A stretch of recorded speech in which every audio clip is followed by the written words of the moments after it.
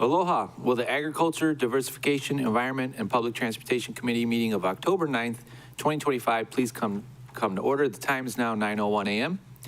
Members, in accordance with Sunshine Law, if you're not in the council chambers, please identify by name who, if anyone, is in the room, vehicle, or workspace with you today. Minors do not need to be identified. Also, please see the last page on the agenda for information on meeting connectivity, and remember to silence all cell phones, please. Good afternoon, or good morning, everyone. I look forward to chairing a productive meeting. I'm Gabe Johnson, your committee chair. Also joining us today is Council Chair Alice Lee. Aloha, Council Member. Aloha, Chair. Looking forward to your meeting as well. Thank you. Thank you, Chair Lee. Let's move on to Committee Member Tom Cook. Aloha, Council Member. Aloha, good morning. There's no testifiers in the Key Regional Office. Okay, thank you for that. And let's move on to Committee Member Yukile Sugimer. Aloha, Council Member. Aloha, and taking the meeting up country in Kula at my Kula office, and there's nobody on this floor. Thanks.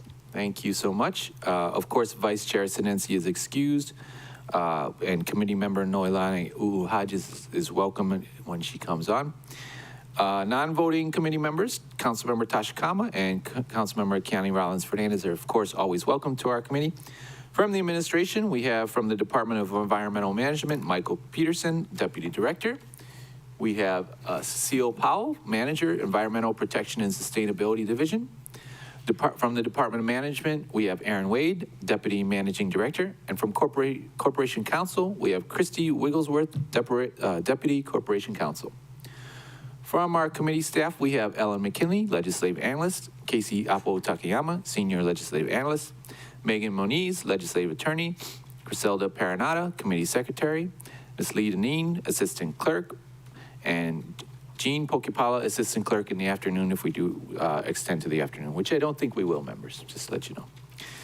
On the agenda today, we have one item, ADEPT 1, parentheses 10, Climate Change Impacts on Maui County.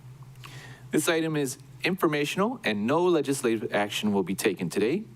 We will open public testimony after the presentations on the agenda today. Thank you, members and administration, for being here, and let's proceed with our agenda. ADEPT 1, parentheses 10, Climate Change Impacts on Maui County. Members, climate change is real. It is here, and its impacts will get worse for your children, and their children's children. Harsh reality check, I know, but it shouldn't surprise the members sitting in this body. We can see and feel climate change impacts intimately as people close to the land living on an island home with such precious and fragile natural resources. In contrast, anyone paying attention to national news can see how the President of the United States has made the choice of ignoring and defunding anything green, placing identity and crony politics above what is best for a sustainable relationship with our natural world. As our presenters today will illustrate, this choice is disastrous, and unfortunately, the chances of meeting the optimistic goal of limiting global warming to 1.5 degrees Celsius to avoid the worst impacts of climate change has all but dwindled to nothing. More than before, the burden, responsibility, and opportunity of climate action falls to us on our local community. It doesn't just fall on us because every fraction of a degree of global warming matters and should be prevented.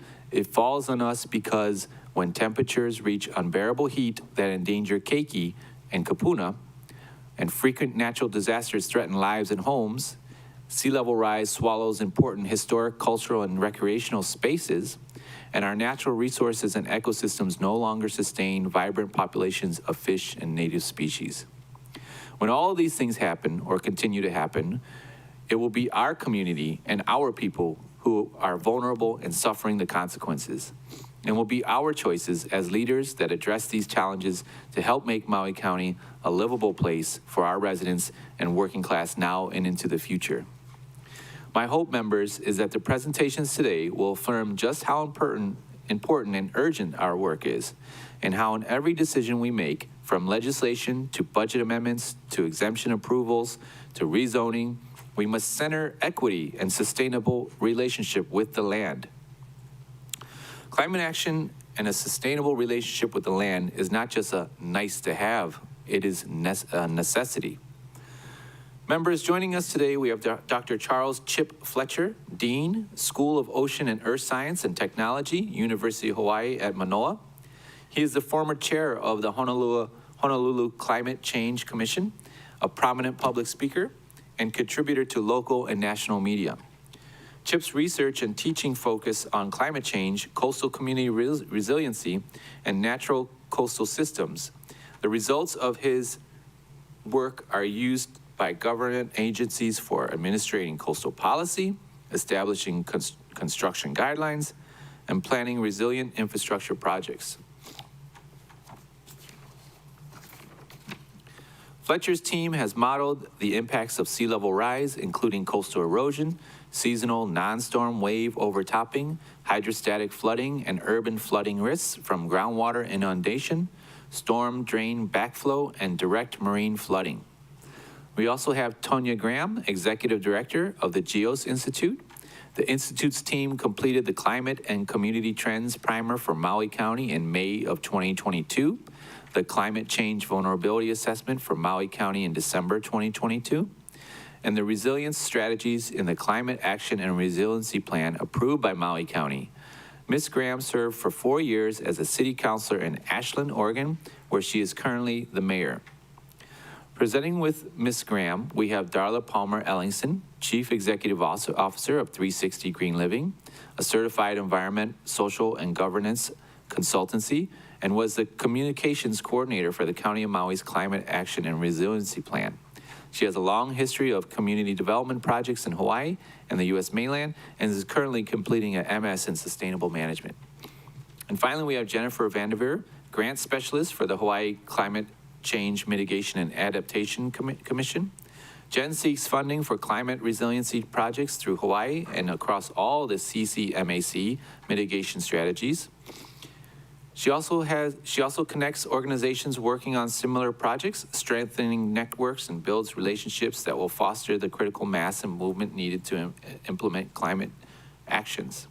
If there's no objections, I'd like to designate these individuals as resource persons under Rule 18A of the Council, given their expertise in climate change impacts on Maui County. No Any objections. objections? Thank you, members.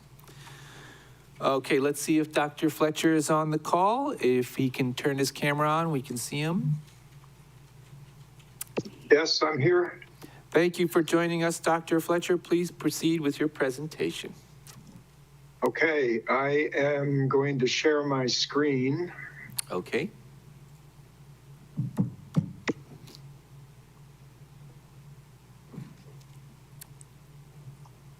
And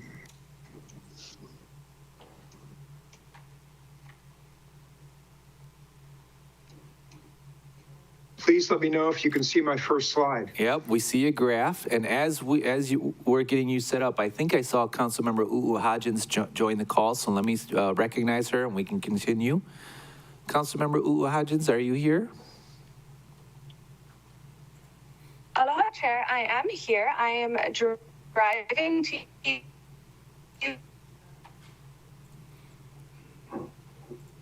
And I will see you folks in person in a little bit, and I'm watching and listening along. Thank you. Thank you so much. Okay, Doctor, please continue with your presentation.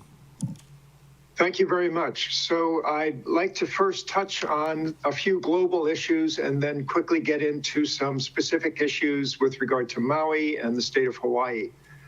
As you alluded to, Chair, the global average surface temperature last year in 2024 broke 1.5 degrees C, which is the long identified United Nations benchmark for stopping warming before it reached potentially uncontrollable and extremely unsafe amounts.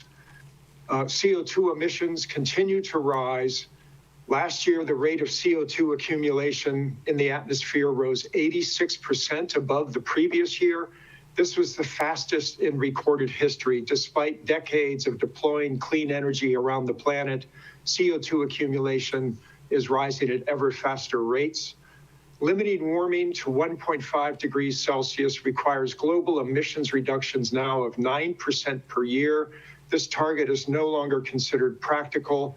I would remind the listeners that during the COVID pandemic recession in 2020, CO2 emissions were reduced only 5.4% compared to the previous year. And now to stop warming at 1.5, it would require reductions of 9%.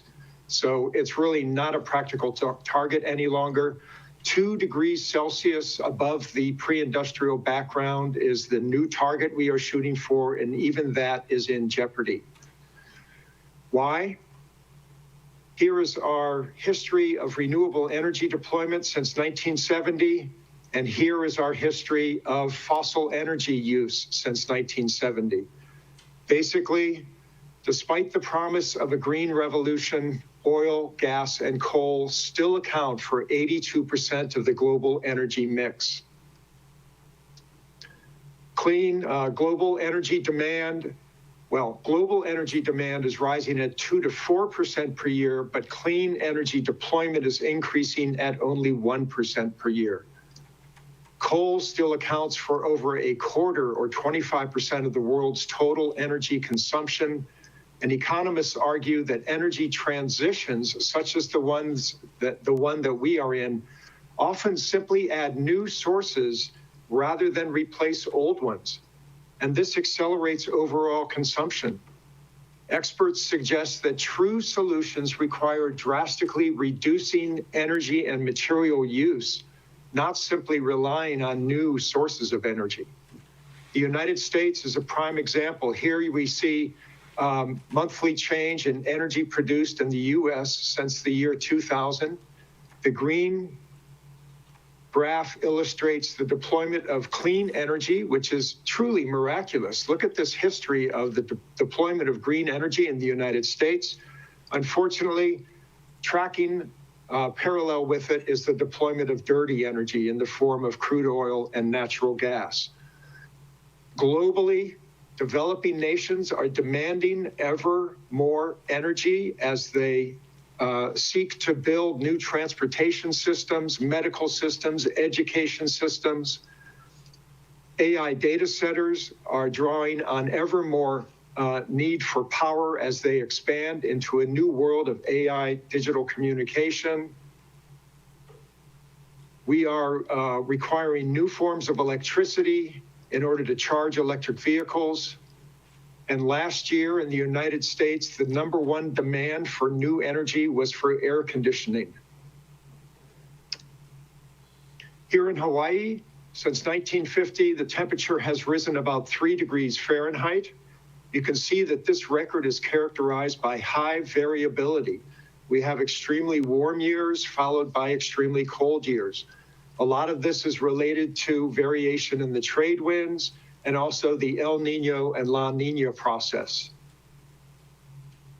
In Maui County, since 1950, the temperature has risen a bit less, about 1.7 degrees Fahrenheit. We also have average daily wind speeds around the state of Hawaii declining. The number of trade wind days is declining, and the direction of the trade winds has become more easterly and less northeasterly.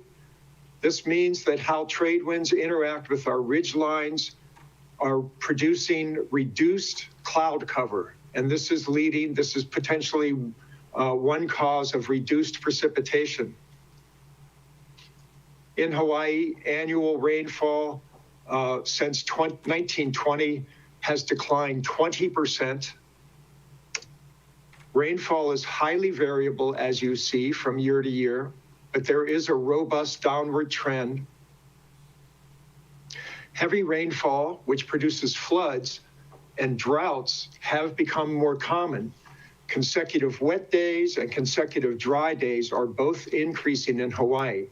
So the pattern is that we will see extremely wet conditions that are very intense.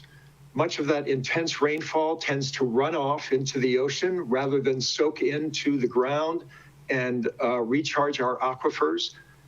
And then these days of rainfall are spaced widely apart with many consecutive dry days, allowing for the spread of drought and also the drying of fuel loads on the landscape. As Maui knows too well, invasive grasses will spring up in the course of a single rainfall of a day or two, and then they will rapidly dry out during the ensuing drought that takes place, and they become a heavy fuel load for wildfire. In Maui County, precipitation has declined as well. On Maui Island, the decline is about 20% since 1920. On Molokai, it's 24%, and on Lanai, it's about 26%. We also see an increase in the area burned by wildfire statewide. The area, in fact, burned by wildfire has tripled since 1950 statewide, and in Maui County, the area has quadrupled since 1950.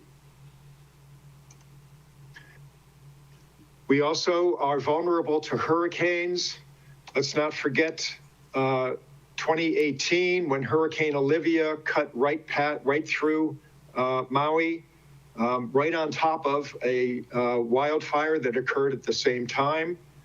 And we had Hurricane Lane, which was headed straight down the throat of Honolulu, and at the last minute was sheared off and turned west.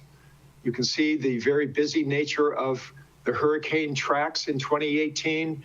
This general track is shifting to the north so that hurricanes that used to pass well south of the Hawaiian Islands are now tending to migrate further north, which puts them on a greater probability of intersecting with the Hawaiian Islands. This is a model of future hurricane, tropical cyclone occurrence. It is projected to strongly increase in the central North Pacific. These yellow and red colors indicate 70 to 90% increase in tropical cyclones in the waters around Hawaii. This map, if we return globally for a minute, shows temperature change relative to the global average. And the clear message here is that continental areas are warming much faster than the global average. This, of course, is resulting in continental scale heat waves, continental drying,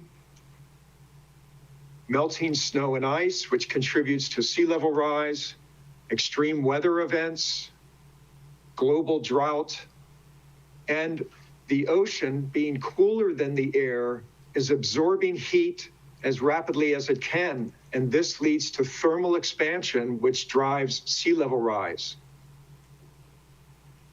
This is the record of ocean temperatures since 1960. You can see in the last decade or two an extremely strong year after year rise in ocean temperatures. This is the upper 2,000 meters. So this is fundamentally the surface waters of the ocean that are heating very rapidly. Now, the ocean, of course, consists of very deep water, and surface waters will cycle down into the abyss. Warm surface water circulates into the deep sea, causing thermal expansion through its entire journey through the deep sea.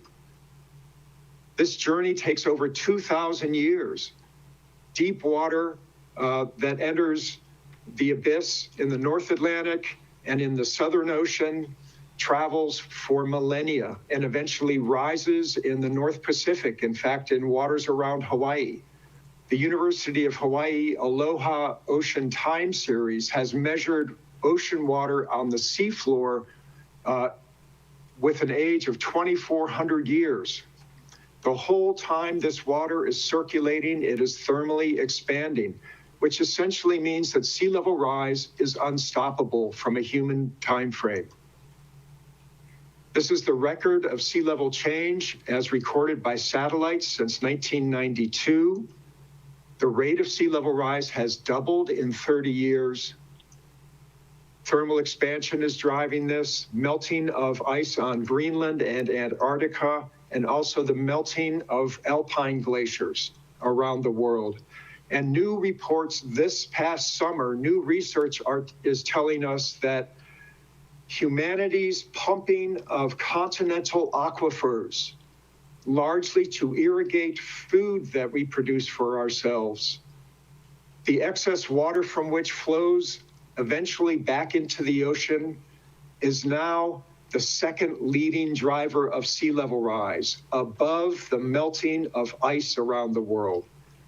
Thermal expansion is the most important driver of sea level rise, and then humanity transferring aquifer fresh water from continents into the oceans is the second leading cause of sea level rise, followed by the melting of Greenland, Antarctica, and global alpine glaciers. A few years ago, the Intergovernmental Panel on Climate Change told us that sea level is committed to rise for centuries to millennia due to continuing deep ocean warming and ice sheet melting, and will remain elevated for thousands of years. And the hundreds of scientists that wrote that sentence all had to agree that they had high confidence in that statement. It is an unstoppable reality. Maui County, all of the counties of Hawaii, and every coastal community around the world is wrestling with this as we attempt to catch up to this reality with our management plans.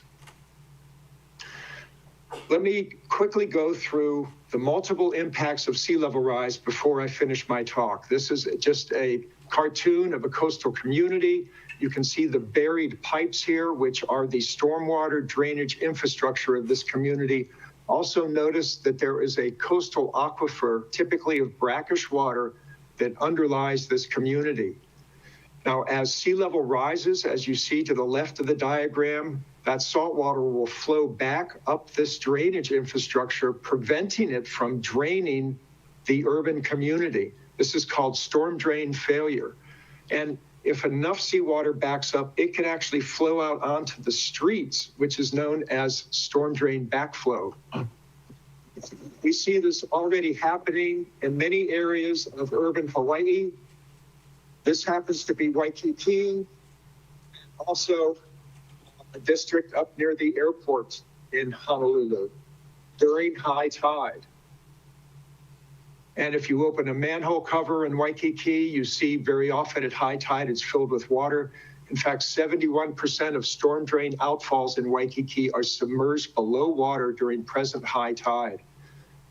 And with only 2 feet of sea level rise, which is projected to occur as early as 2060, 100% of outfalls in Waikiki will be unusable during high tide. We also have seasonal wave flooding, which can flood a community. And as this is the Ewa Beach community on Oahu, under 1 foot of sea level rise in the year 2050, we have modeled wave run-up. This is not storm surge from a hurricane. This is just a regular south swell arriving in the summertime. You can see the blue fringe here where it is intersecting with coastal homes and seawalls. But by 2060 and 2070, with 2 to 3 feet of sea level rise, and then 4 feet of sea level rise, which is a minimum estimate for the end of the century, every single summer, swell events are going to be pushing through the first block of houses and homes on this south-facing shoreline. And the same is going to be true for every coastal community throughout Hawaii. We also have coastal erosion, which I know Maui is very familiar with. This is the north shore of Oahu, Sunset Beach, experiencing high tide erosion in the wintertime. A reminder to everybody that if you respond to coastal erosion by protecting the land with seawalls, you will kill the beach. That beach has to be free to migrate landward. Sea level is rising. If the beach is forced to stay in the same location, it's going to drown. It's going to erode. We need to get out of the way of the migrating shoreline if we want beaches for our future. And you need to think not only about tourism, but about where Hawaiian families go on the weekends, during vacations, when they have little babies they want to take outside. We all go to beaches. This is a natural trust, a public trust that we must maintain. It's our fiducial responsibility. We also have groundwater inundation that as sea level rises, it pushes up this aquifer that underlies our communities.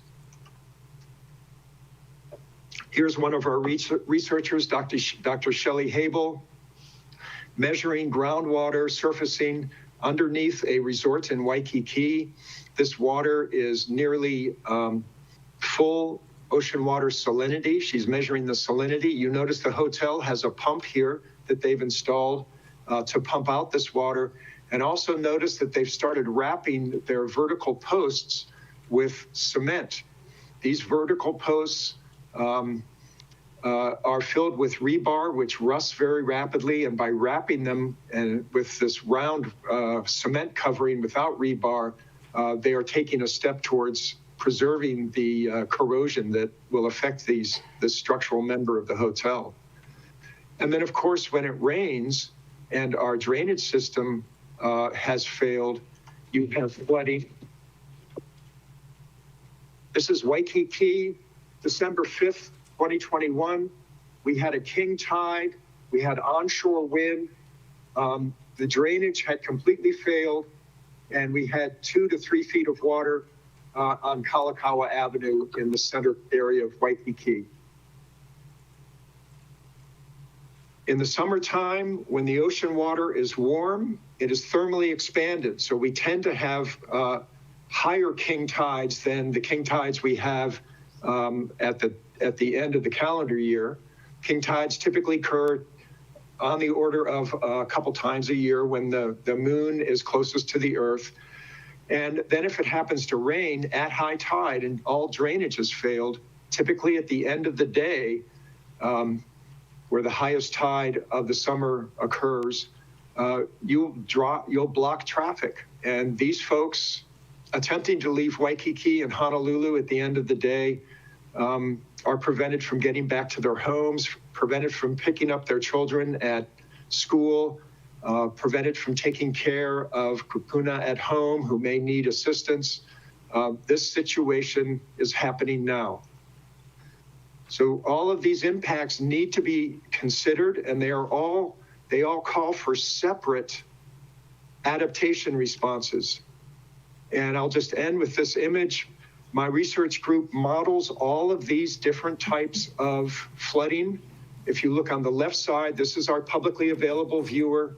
The slider bar shows 4 feet of sea level rise simulated. And over on the right side, you can see these different types of models that we have run. One is called passive flooding. We also have groundwater inundation, drainage backflow, annual high wave flooding, compound flooding, and we have a erosion hazard model that we run as well. Every one of these little red dots is a single storm drain that no longer functions under 4 feet of sea level rise at high tide. We are working our way around the island of Oahu with this modeling, and our next target is to start with West Maui. We have written federal proposals to start this modeling for West Maui, one to the National Fish and Wildlife Federation Foundation, and we are looking for funding so that we can bring this type of modeling to the island of Maui. And with that, I will thank you for your time, and I will stop sharing. Thank you, Dr. Fletcher, for your presentation. And I'm just going to ask if any members have any clarifying questions, and we'll move on. So I don't see any hands, so thank you so much. Let's see. Ms. Graham and Ms. Palmer Ellingson, thank you for being here. If you're on the call, I see cameras getting turned on. If you folks are ready, the floor is yours. Thank you, and aloha, Chair Johnson and members of the ADEPT committee. We appreciate the opportunity to share with you our findings from the work that we did with Maui County a couple of years back. I will go ahead and share my screen, and you can tell me if you are seeing the presentation come up. Yes, we can see. We can see your presentation. Now it should go to a full screen. Do you see a full screen now? It's loading, and there's the full screen. Got it. Wonderful. Thank you. So the first thing I would like to do is simply to orient all of us that we completed with our partners and the County of Maui the Climate and Community Trends Primer and the Climate Change Vulnerability Assessment in 2022. We're going to share the results of those two assessments. But keep in mind that we were working with numbers that were earlier. So some of the things that I will be sharing may be providing slightly different numbers than what Dr. Fletcher did. In any of those cases, Dr. Fletcher's numbers will be the more recent numbers, and those should hold. What we're going to do is go ahead and move through those projections pretty quickly so that we can talk more specifically about the vulnerabilities that were identified in that assessment. So the first harkens back to what Dr. Fletcher was talking about, which is that through the middle of the century, the impacts between the higher emissions and lower emissions trajectories are pretty close to the same. But when we get out to the end of the century, that's when we start to see these major shifts that really are driven by the emission scenarios. And even though the window is closing for that, I think it's important to remember that the ability to adapt is very much connected to how well we limit the eventual extent of the climate crisis, particularly as it relates to island communities. So we already heard about the changes. Our dates are going to be slightly different, so I won't spend very much time here. But the average annual temperature is increasing, and that also means that the spikes in temperature are increasing. So you're seeing more situations where school children are having difficulty being in classrooms because of the heat. That kind of thing is happening, health impacts from those changes. Also, the number of days above 90 degrees is spiking, as Dr. Fletcher shared. And then the average annual precipitation is coming down, it's being reduced. But again, the precipitation that does come is coming in bigger bursts, and those are also more troublesome, both for you all as in the community and also for the nature and the systems that support you. The decline in trade winds has already been discussed. By our information we had, it had been cut basically in half by 2019. And again, that leads to more heat and drought. So the overall projection or the overall reality of what has been measured so far, you saw all this information with Dr. Fletcher. In addition, about 85% of the beaches have significant erosion from sea level rise. So that statement that Chair Johnson made at the front, that climate change is real and it's here, is absolutely the case for Maui County. So in terms of projected future changes, all of this pretty much models what you heard from Dr. Fletcher. What is one of the interesting things is that you are going to see both a continued reduction in precipitation in both the wet and the dry season, but it's expected to be more pronounced in the dry season, which of course leads to that wildfire risk. At the same time, the frequency of heavy rains and flooding is going to go up as well. And that's one of the things that often people have a hard time understanding how both of those things can happen. But again, that comes back to the fact that the precipitation is coming in bigger bursts. And then we also are expecting the frequency of coral bleaching events to be daily by mid-century, ocean temperatures increasing, and of course that leading to declines in ocean fishery productivity. And one quick thing before we move on to the community characteristics is that the IPCC projections give us ranges. And one of the things to keep in mind is that what we're seeing, was measured up through 2010 at least, was that the change in sea level rise was actually right at the very top of what those projections indicated might be possible. So one of the things that we're seeing across the world is that many of the changes that are projected to arrive at a certain time are actually coming sooner than they were projected. At this point, I'd like to hand it over to Darla Palmer-Ellickson. She was on our team that did the work with Maui County a couple of years back. She's going to take us through a series of slides that identify community characteristics that are important to be thinking about as we then move into the conversation of what vulnerabilities come from those projections and those changes to climate conditions. as they arrive on top of the community realities that you're all working with. So Darla, I will pass it over to you. Thank you very much, Tanya. So just very quickly, our natural systems are the backbone of island life. For generations, Hawaiians followed an island worldview. Resources are limited and precious and guided by a system designed for sustainability.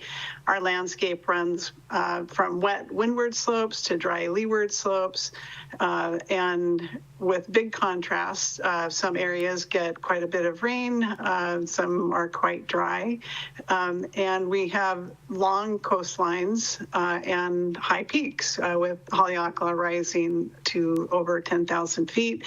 So everything is connected, Mauka to Makai. Next slide, please. Maui County's population reached over 168,000 in 2021, a slight increase up from 2020, and the population grew approximately 8% from 2010 to 2020, and it breaks down to approximately 35% white, 29% Asian, 24.2% as two or more races, 10.6% as Native Hawaiian or Pacific Islander, 11.6% as Hispanic or Latino, 0.8% as Black or African American, and 0.6% as American Indian or Alaskan Native. And also, 1% or 19% of our population is above 65, and 19% is under 18. Next slide.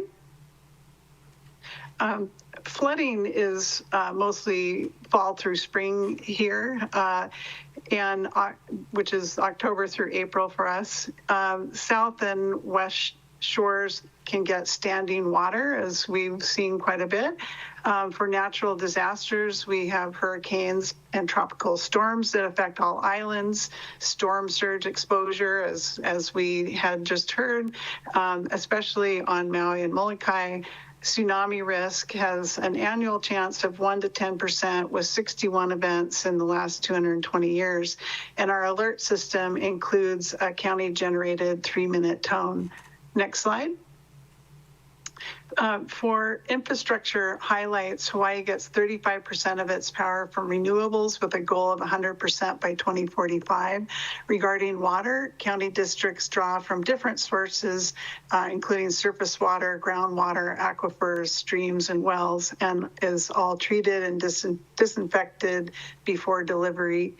Coastal roads face sea level rise, which we heard about. The state does plan to move vulnerable segments uphill, including 4.5 miles of Honoapi'ilani Highway on Maui. Next slide. So our physical and mental health is affected by heat and smoke, disasters, interrupt care and power, stress rises for our economy and jobs, climate events, cool tourism, disrupt agriculture and fisheries and raise costs. Small businesses see downtime. Our vulnerable populations, including kapuna, medically fragile, keiki, low-income renters, and houseless populations face higher risks. And I'm going to turn this back to Tanya for the next slide. Thank you, Darla. So when we think about the climate projections that have been shared today, we also look at what is the community, or what are the community characteristics that Darla just shared that those are coming in on top of. And we look at them by community systems. So we're going to now look at the 5 different systems that we evaluated in our process. And we did the evaluation by hosting a series of talk story evenings, and also looking at a variety of assessments that have been done by the county and by individual communities. So when we look at Aina and Kai, we know a lot of these things from news stories that are already happening. So loss of coral reefs is right at the top of that concern in terms of what is vulnerable. Also harm to all water systems, so beach and shoreline habitats, but also watersheds. And what you see in the parentheses is what are the drivers that are linked to climate that are the primary reasons that we're seeing these changes, or that we are looking to these vulnerabilities. We have impacts to groundwater, seep streams, and freshwater wetlands. And of course, these lead to declines in native forest and alpine habitats. which threatens native and endangered species, estuaries, tidal wetlands. The larger storms lead to landslides and erosion along steep slopes. We can see the potential for negative impacts to anguilline pools and the negative impacts to seabirds. When we look at the cultural system and the culture just of Maui, what we see is that there is, right at the top of the list, is negative impacts to cultural and spiritual practices, particularly those that are connected to your natural systems. We see the loss of historically and culturally important sites, including burial sites, risk to food gathering and food production, displacement and destruction of resources. And this is really about what is the identity of the community there. Out-migration and in-migration, both breaking family bonds and causing cultural divisions potentially. We see subsistence fishing at risk, and then just negative impacts to the island way of life that people, that is a big part of how they know they are home.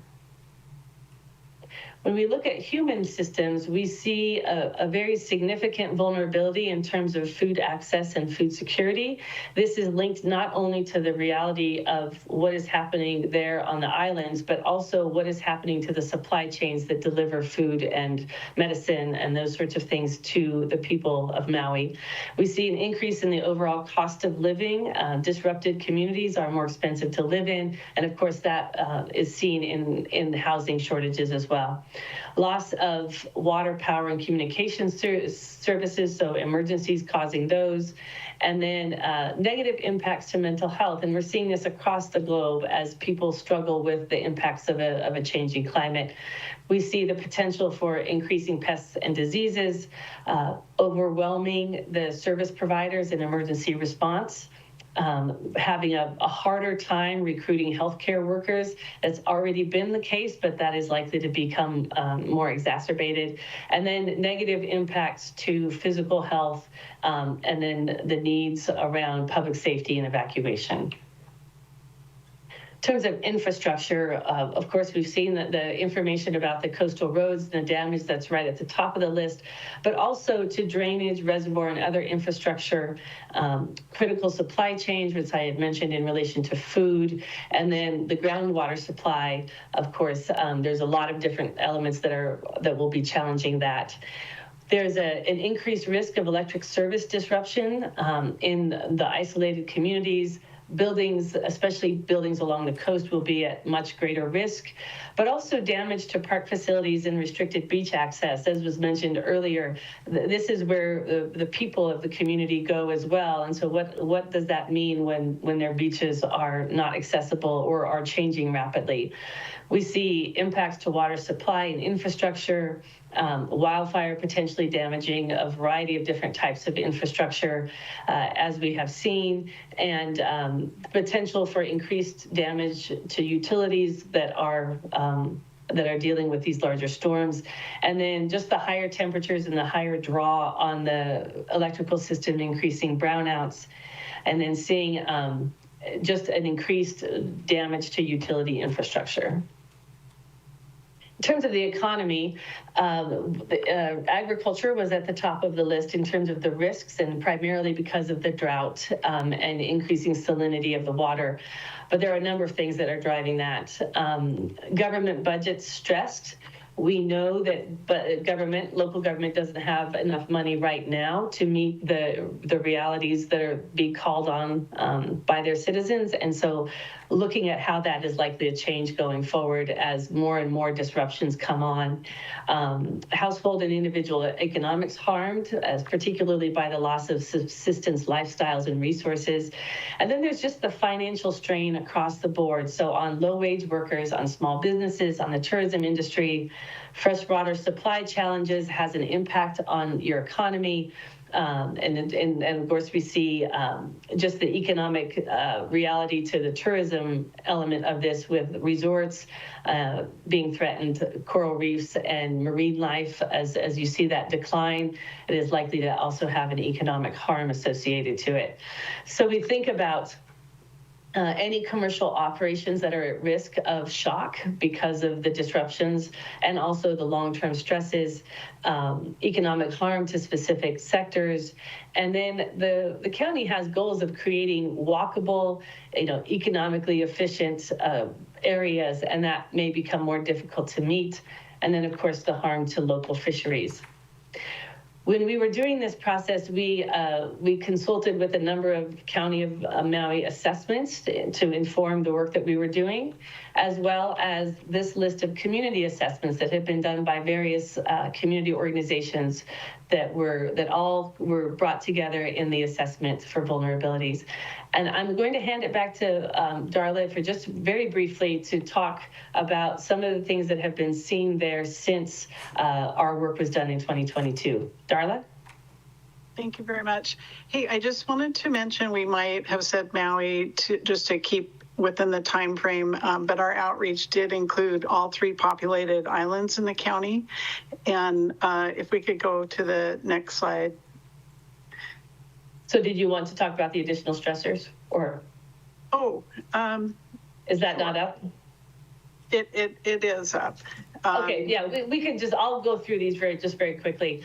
So these are some of the things that we identified during our process that were additional stressors that would impact the ability of the County of Maui and the communities within it to respond. And then Darla, I'll give this back over to you for this one. Thank you so much.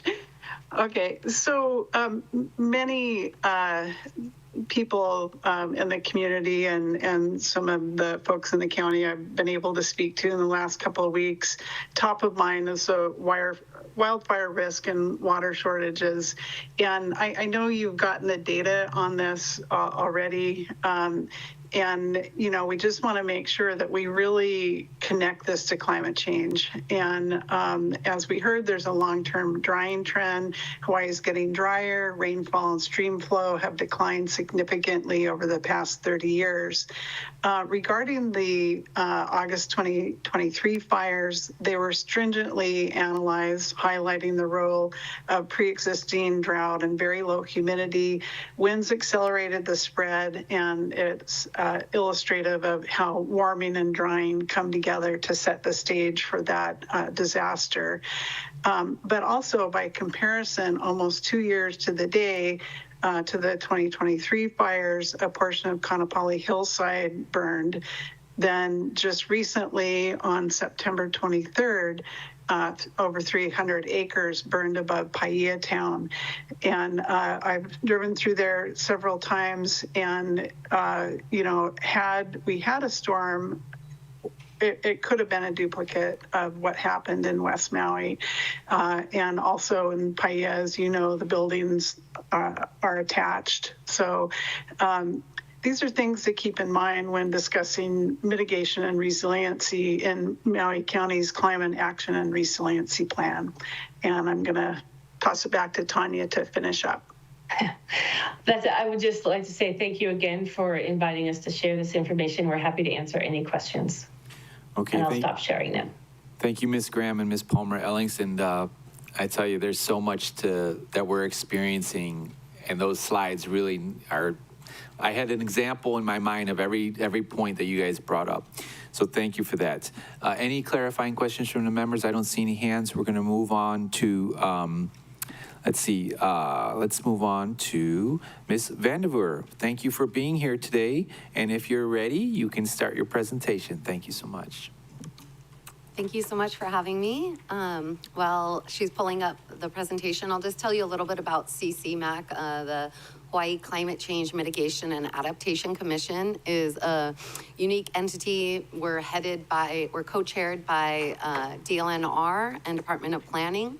And we have representation from all the different states, agencies, Department of Transportation, Agriculture, kind of across the board, as well as the different counties. And for this presentation, I'm going to kind of talk a little bit about some of the federal changes that we've seen in funding for climate, what the state is working on. I'll talk a bit about the Grants to Project Bridge, which I manage, and what actions the county can take. So I'm sure you're all aware of the enormous changes that we're having to funding across the federal government. Every day I get an email from the federal funds information for states.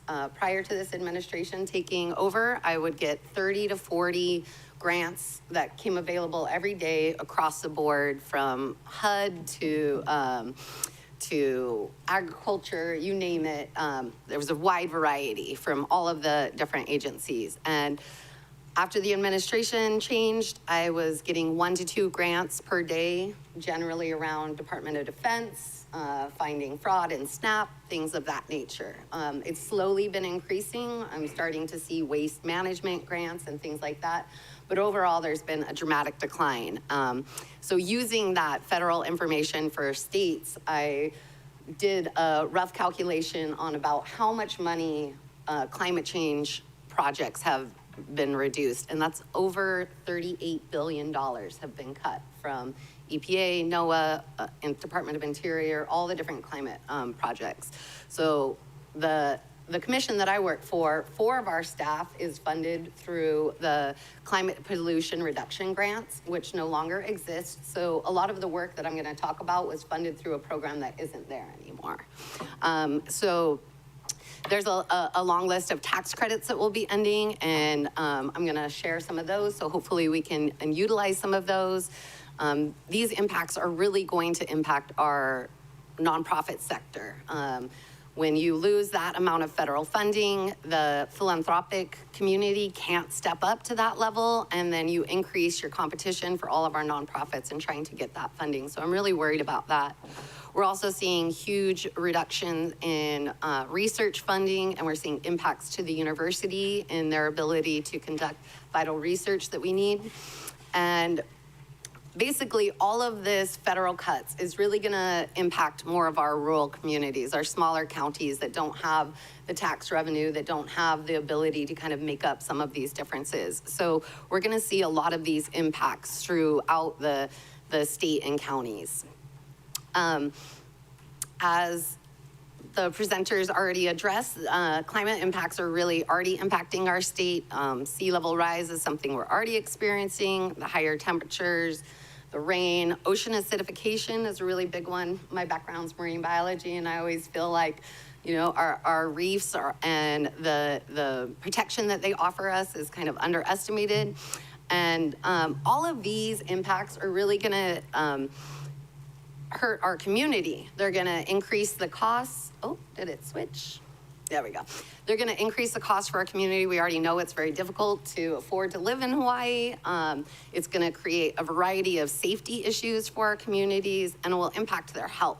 And so what the state is doing is really looking at, you know, these main things through an equity lens to make sure that we're enabling our communities to stay in the islands. So we've been working on this for a few years, and I don't know why the main picture there, which is supposed to be the state's the state climate action pathways. Basically, it took information from all the counties and built out our state community, or our state action pathways. And again, this was done through funding with the EPA. And when we talk to our communities about what are their main concerns for the impacts of climate change, you can see sea level rise, flooding, things that we're already experiencing. The communities are voicing invasive species, loss of native habitat, and then, you know, just the high cost for infrastructure and energy. So the CCMAC basically looked through the different sectors at what are the different actions that we can take in the immediate, the midterm, and long term to transition to a more climate change adapted, or to be ready for climate change. And so when you look at the different, for example, waste, you know, we live on islands, land is limited. Reducing the amount of waste that's going into our landfills through composting and reducing the amount of waste is really going to start to help us. And so we have to look at what are some of the So let me try to get my mouse to work. So these are kind of like, what are the immediate actions we can take, building up to the longer term actions, and at the very end are some of kind of those bridge actions that we take, right? Transitioning to green energy isn't a switch that you can flip. You're gonna have to slowly build out that infrastructure, and in doing so, look at other alternatives to help you meet those goals. And so there's a number of these that we have shared out and got feedback from the community, and we are just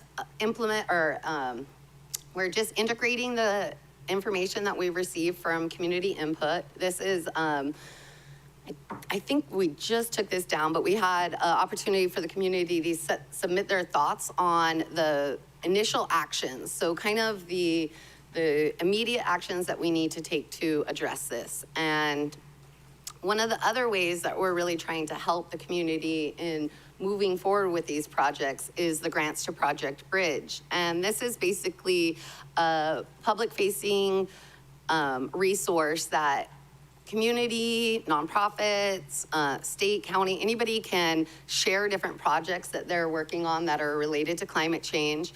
That triggers me to look for partners that are working on complementarily or similar work, as well as look for potential funding. And because of the recent changes, initially I was primarily trying to bring federal funds into the state. Because that has changed so much, now we're expanding that and looking at philanthropic groups, looking at business collaborations, really trying to find a way to keep that bridge funding for our nonprofits and for some of the critical projects that we need to implement. So I'll share a QR code. I welcome you to share this out with any organizations that you know that are working on climate-related projects. And really, in Hawaii, that's a lot of things are climate-related, right? So please feel free to share this. We have over 40 projects that have been submitted. And I'm gonna share a little bit of examples of how we can individually combat climate change.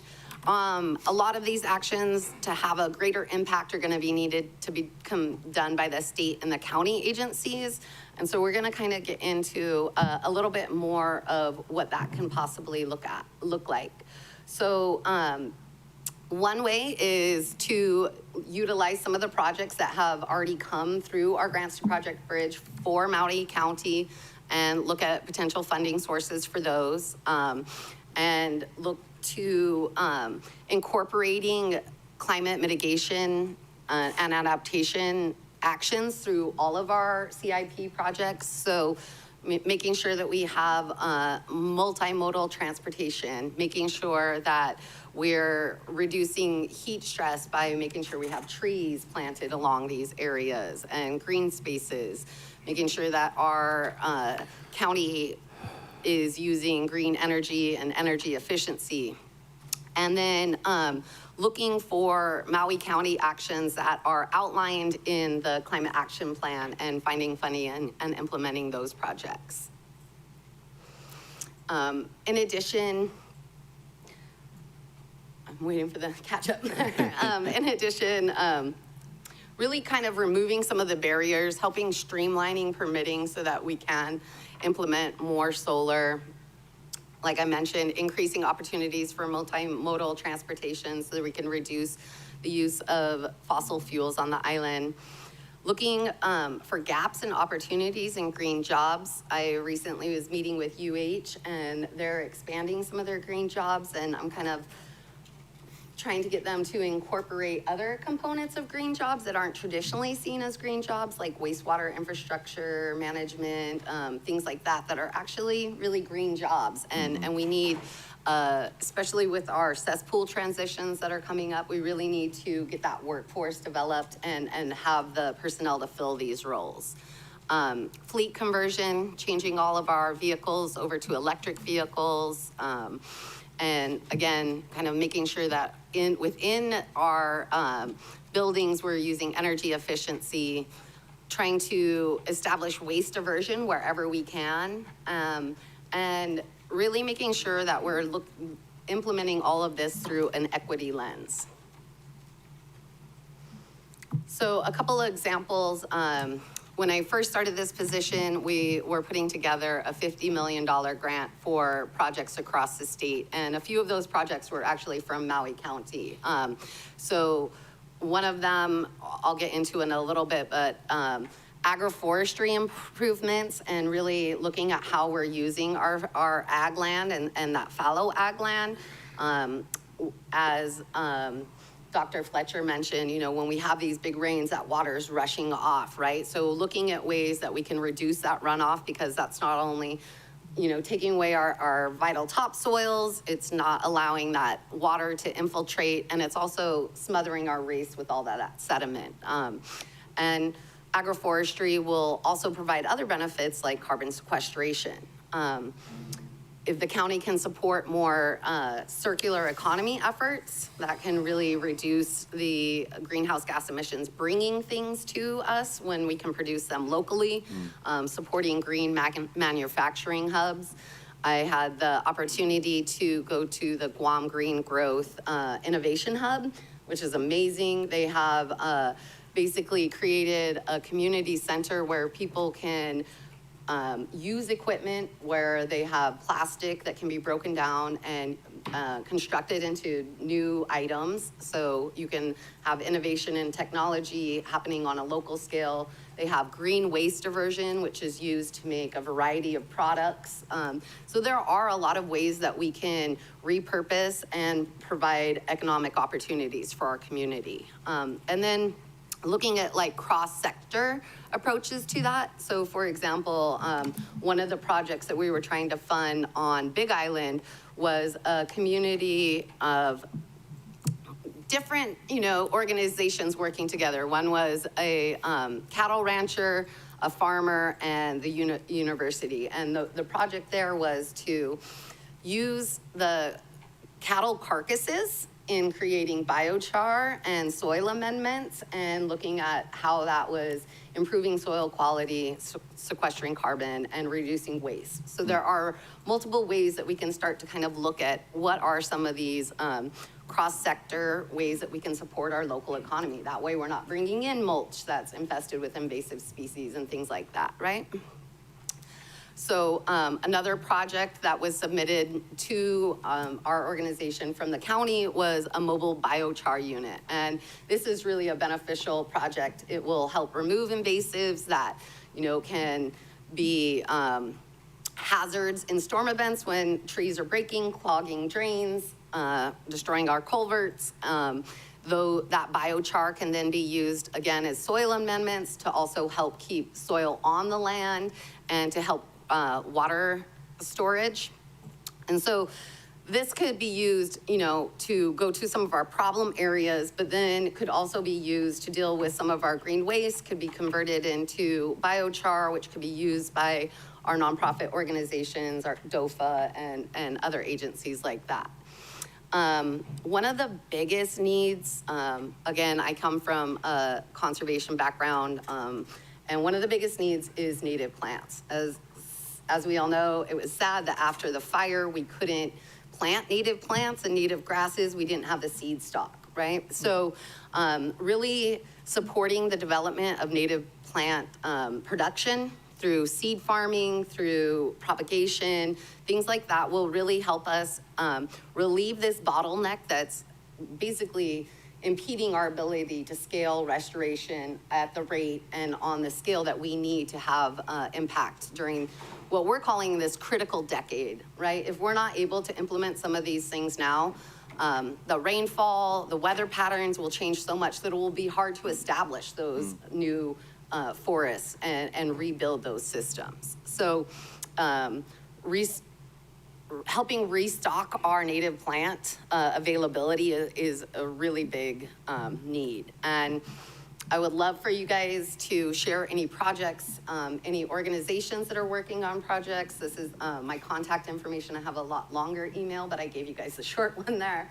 And so please feel free to share the Grants to Project Bridge with other organizations. The more people that we have submitting projects, the easier it is to find those collaborations, make those partnerships. And I'm currently working on a grant that has almost all of the main Hawaiian islands in it to increase native plant seed production. So we have nonprofits from Hawaii, Maui, Molokai, Oahu, working on a Lanai group, and Kauai as well. So really trying to expand our network of who is growing native plants and increasing that seed supply, but also having those kind of hubs for the islands where they're gonna, again, kind of scale that effort up individually. So I also wanted to share some tax credits that will be ending, and these are tax credits that are still available and that can be used until the different dates specified. So, you know, there are still funds available for doing like fleet conversion and things like that, and I highly urge the county to take advantage of these.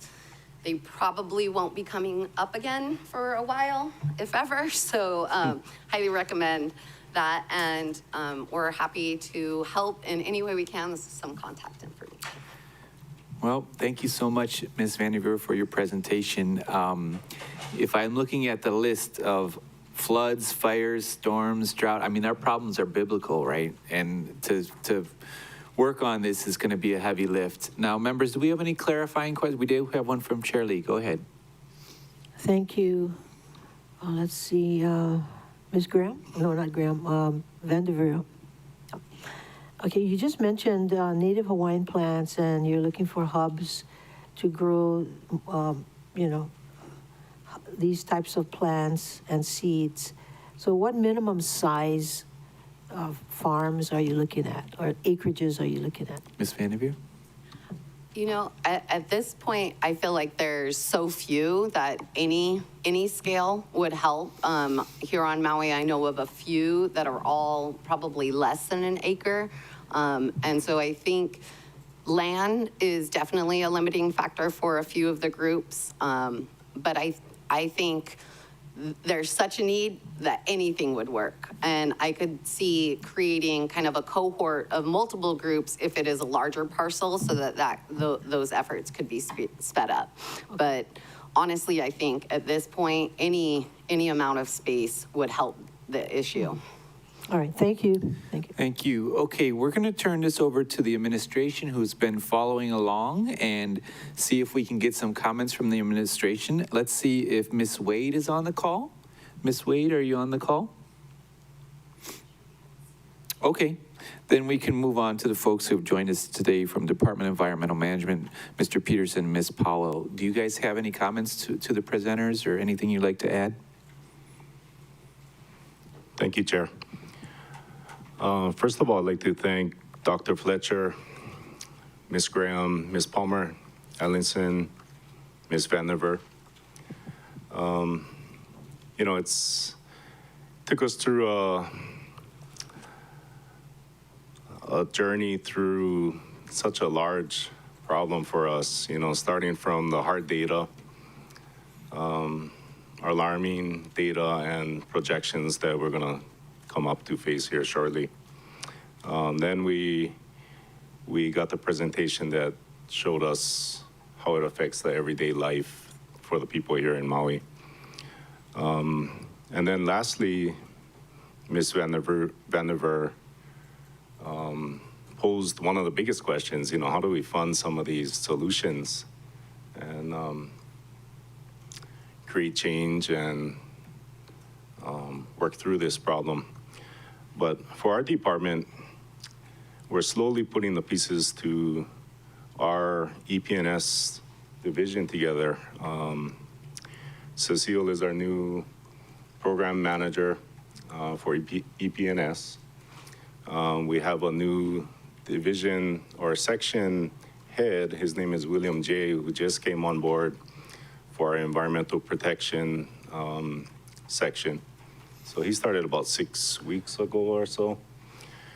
So we're slowly gaining the bandwidth to tackle some of these topics. And the one thing that I'd like to say is I'd like to welcome collaboration with any of the presenters or the groups Because this is such a large problem, it's something that, our department can't tackle it alone, and it affects almost every part of our daily life. So, again, thank you for the presentation. Appreciate it. I'll turn it over to Cecile for some comments. Ms. Powell? Thank you, Deputy. Thank you, Chair Johnson. I am very motivated and happy to have received this presentations today. So thank you for your time and your expertise on this. I have been with the county for quite a while, since '07, a lot in the waste stream management systems. I do know that it takes a lot of brilliant people working together to move in a common direction. So these past months, that's pretty much what we've been pursuing within EP&S, making sure that we're not working in silos and that there's mortar between the silos, like we're working in the same direction together, okay? With that said, I noticed that, your grantees that you've been working with, we have very similar programs within our division. So I would like to touch bases with all the presenters here as we're moving forward and we're developing our action steps and, even our dashboard on our climate action resiliency plan is coming out at the end of December, going live, and that has ongoing updates. As we're moving forward, we'll be updating it live, and we want to make sure that we're all in tune with each other, and not only that, in tune with our integrated solid waste management plan, and also in tune with our food and nutritional security plan as well, because all of those components really need to be working together in order for us to be successful. It's going to take all of us. Thank you so much. Well, I'll just say your chair is really happy to hear the department wanting to work with our presenters, because these folks are the experts, and to have you guys being willing to, meet with these folks and learn from them is great. That doesn't make this role of this body not like we have work to do as well, the budget, the codes, we have a role in this, but I just love to hear that the departments are willing to work with our presenters. I don't see any clarifying questions for the departments, and we're going to move on to public testimony. Okay. Oral testimony via phone or video conference will be accepted in addition to in-person testimony. Individuals wishing to testify in person may sign up with a staff member at the entrance of the chamber. For those joining the meeting via Microsoft Teams, those wishing to testify can let staff know by using the raise your hand function if you wish to testify. Once you have been added to the testifier log, staff will lower your hand. Testifiers wanting to provide video or audio testimony should have joined the online meeting via the tiny URL link or by calling into the phone number noted on today's agenda. Written testimony is encouraged and can be submitted via the e-comment link at mauicounty.us/agendas. Oral testimony is limited to 3 minutes per item. If you're still trying to testify beyond that time, you will hear a second timer go off after 30 seconds, and I'll kindly ask you to complete your testimony. We ask that you state your full name and organization, but if you prefer to testify anonymously, staff will identify and refer to you as testifier. Please also indicate the agenda items or items you're wishing to testify on. Once you're done testifying, or if you do not wish to testify, you can view the meeting on Akaku Channel 53, Facebook Live, or mauicounty.us/agendas. Thank you for your cooperation. The chair will maintain decorum at all times. Any person who behaves in a manner that disrupts, disturbs, or impedes the orderly conduct of this council meeting can, at the discretion of the presiding officer or a majority of present council members, be ejected or banned from the council member or the council meetings, or if participating remotely, muted or dropped from the meeting. Examples of disruptive behavior including heckling, shouting, use of profanity, threatening, or slandering remarks made to any member, council staff, or general public. Committee members, I'll now proceed with oral testimony, and staff has been monitoring individuals joining today's meeting by phone and video, and we'll do our best to take each person up in orderly fashion. Staff, do we have any testifiers today? Yes, Chair, we currently have 4 individuals signed to testify. The first is the Royal House of Hawaii, to be followed by Christina De Leon.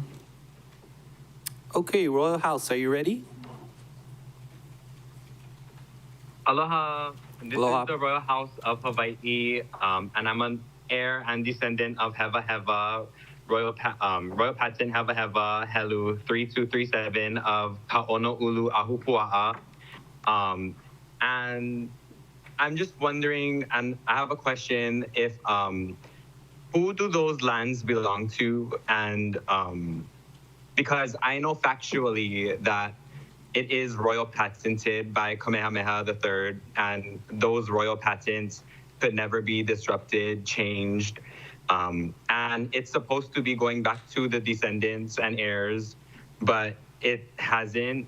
And all the titles that are on the TMK are all majority of them all are frauded if they are not a descendant of that person, because they're all frauding our royal patents, which is real property supposed to be, and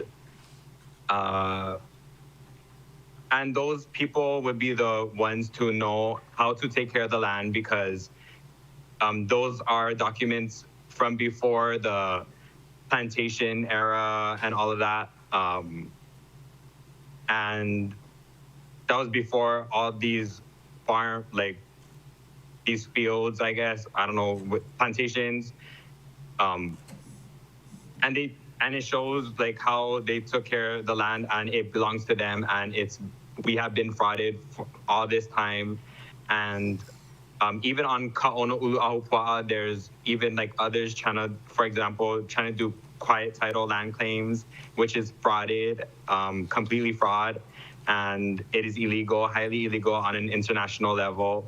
None of us heirs were ever contacted, and there needs to be a discussion with all the heirs of Hawaii, because all of Hawaii is royal patented, allodial titled, and it's supposed to be returned back to the heirs from the first person that at least bought it, but still hasn't. And yeah, all the development also, there was no discussion with us. It was all frauded and illegal. And please return all the lands to the royal patent heirs and descendants, because they forever own it, forever. And mahalo. Thank you so much for your testimony. Members, any clarifying questions for our testifiers? Seeing none. Staff, will you call the next testifier, please? Yes, Chair. The next testifier is Christina De Leon, to be followed by James Langford.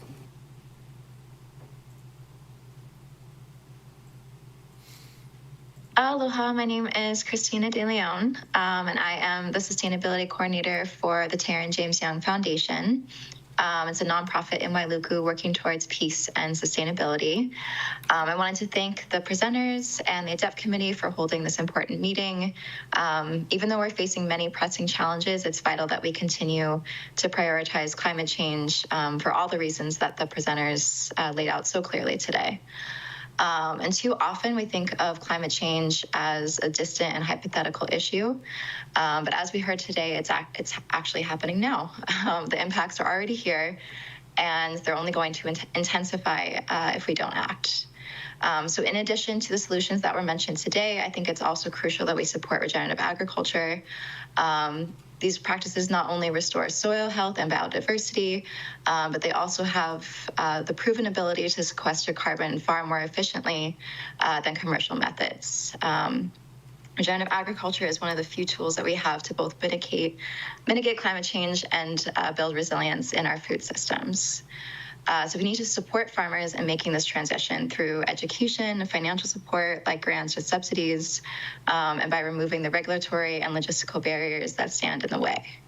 The time to act is now, and by investing in regenerative agriculture, we're not only supporting farmers, we're investing in a healthier, more sustainable future for everyone. Thank you.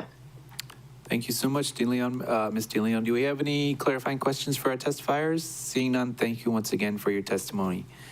Staff, will you call the next testifier, please? Yes, Chair. The next testifier is James Langford, to be followed by Darla Palmer.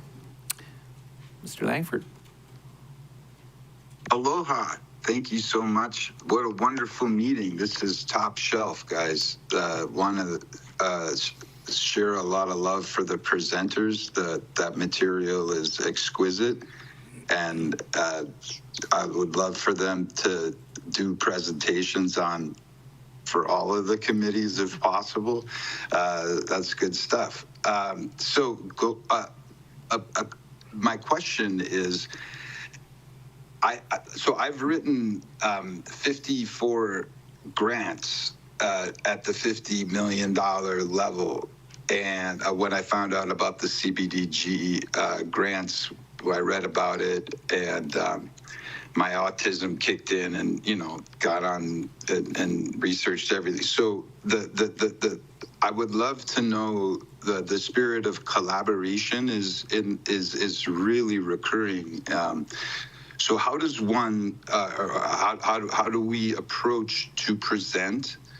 And if the folks there had like a hot list that you guys in each of your seats have a list for what your people want, I would love to consolidate. It's like 2.5 billion in grant money that I passed the grant specs for. So applying it, with the new MEO person, et cetera. How does one go about presenting to you folks with more succinct data that is relevant to each one of your chairs? I'm sorry I don't know. I'm asking because I don't know. Sure. What is that something that we could talk about briefly, sir? Okay, Mr. Langford, you can testify now, and we usually don't answer questions, but at this point, you can just certainly send me an email, and we can start a discussion through emails, and then we can move forward. Okay, just send me an email, and we'll talk about it. Okay, so testifying that this style of meeting and how you folks are handling this is a really good direction, and in order to collaborate with the folks like the Royal House as well, I do have solutions that can honor the titling company's concerns, perhaps. Okay. So I'll send you an email, sir, and Great. I'm testifying that's what I have for you going forward. Thank you, okay, Mr. thank you kindly, folks. Yes, sir. Members, you, do we Chair. have any clarifying questions for our testifier? Seeing none, thank you once again for your testimony. Staff, will you call the next testifier, please? Yes, Chair. The next testifier is Darla Palmer, to be followed by Kimberly Thayer. Darla Palmer is one of our I had presenters. actually. You want to testify? Yeah, me again. I had actually asked to testify after the CARP discussion. I don't know if there's going to be additional opportunity for that. No, but if you want to, how do we handle a presenter who wants to testify? We just have them speak when it's their turn, when we get into the discussion?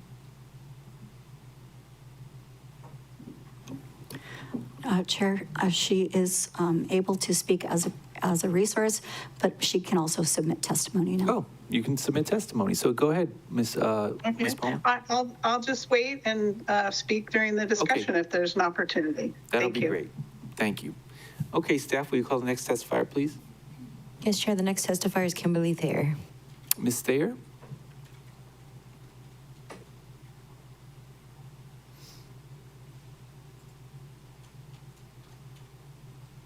Yes, hello, aloha everybody. Aloha. Nice to see you all. Thank you for all the presentations today.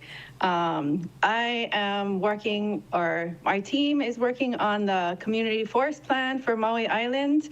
And a lot of the information that was presented is very much in line with everything that we are endeavoring to do with this forest plan, and being very aware of climate impacts and how more tree planting can address and alleviate and hopefully solve a lot of these problems. And so I would love, Member Johnson, if we could get in touch with everybody to make sure all of our plans are crosswalked and aligned, and supportive of each other. And just in the spirit of collaboration, because our community forests can be very much in line with the climate action plan and the food security plan, the solid waste management plan. They can all work together very nicely. And we are working on, as a component of the plan, some satellite and LiDAR imagery analysis. And so we have some really interesting surface temperature data in relation to existing tree canopy in our communities and differences even down to like the census block group level. And so thinking about tree equity in those ways. So yeah, I'm just really excited and hopeful that we can work together with everybody. So thank you again for the opportunity. Well, thank you, Ms. Thayer, for all the work that you do. We're working on creating a new division within the county Division of Forestry, and it's a very hot topic, no pun intended, on how we move forward on that. So thank you so much, members. Any clarifying questions for our testifiers? Seeing none, thank you so much once again, Ms. Thayer, for your testimony. Staff, will you call the next testifier, please? Chair, I see an individual approaching the podium. Okay.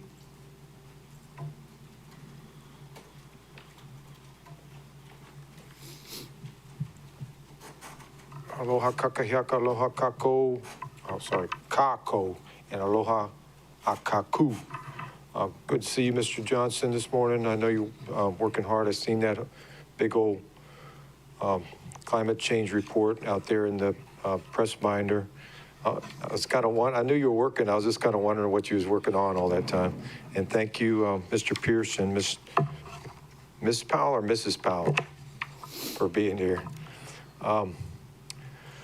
JC Law from Kulauka, Waiakoa, Ahupua'a. I live up on Haleakala, and I can see the ocean from down there. You really can't see it rising that much, but when I go along I see pictures of the shoreline, and thank you for that presentation, you other guys, Chip and Tanya and Jennifer. That's really good stuff. Like Mr. Langford said, I hope the United States people are watching that. Because, all over the world, actually, because Hawaii is like part of the world, even though we're not part of the United States. And it really is, hopefully we can teach the rest of the world what's happening and how to try to figure it out. And Mr. Johnson, thank you for telling us the inconvenient truth. Back in the day, I remember there was a Bush-Gore election, and that was a turning point in the history of the world. And I don't know about you guys know what happened. I didn't count the ballots down there in Florida, but I think George Bush's brother down there as the governor of Florida had a lot to do with the direction that things were turning. I have experienced climate change, if that's what we're calling it now, up there on Haleakala. It used to be cold at night in the wintertime, and now I don't have to use that many blankets to sleep, or even sometimes I don't even have to put my socks on. So if you had eyes and ears over the past 25 years, you knew this day was coming. So in my personal testimony, and I really kind of feel like, what can I do? I've been trying as much as I can to do my kuleana, which is recycling. I'd like to plant more trees. I've been trying to find people up there in Kula around my neighborhood that I can do it with. I can't really carry trees. I mean, I could do one at a time. I don't know which trees to plant, but I do know Oprah Winfrey's got a little native nursery farm up there, so I'll kind of try to go with her again and see what's going on over there.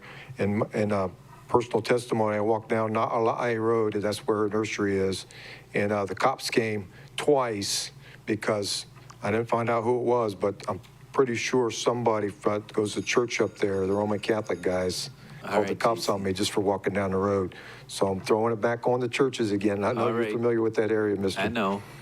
I hear you. The churches, and I'm saying the Roman Catholic Church of Kula and the King's Cathedral of Kula, when I look in their dumpster, JC Law, they're not recycling. We got to stay on topic. Yeah, that's part of it. I know it's a small part, but that's all I can do. That's what I'm saying. Thanks for their testimony. Every molecule matters. I must be going off because that's the first time you ever had to keep me back on course. So I'll try to keep my road straight, Mr. Johnson. Thank you. Let me see if I got any clarifying questions. I'd rather be on your farm helping you right now. So, and Mr. Ellison, I hope you're listening to what Mr. Johnson says. All right. Let me see if I have any clarifying questions for you. Seeing none, thank you for your testimony. Thank you for your time, sir. Chair. Do we have a hand from? Chair, do you not hear me? Go ahead, Councilmember Sugimura. Hear me? Yes. Thank you. So, Chair, I object to this testifier making cracks to about my community in his testimony. Please do not allow him to speak.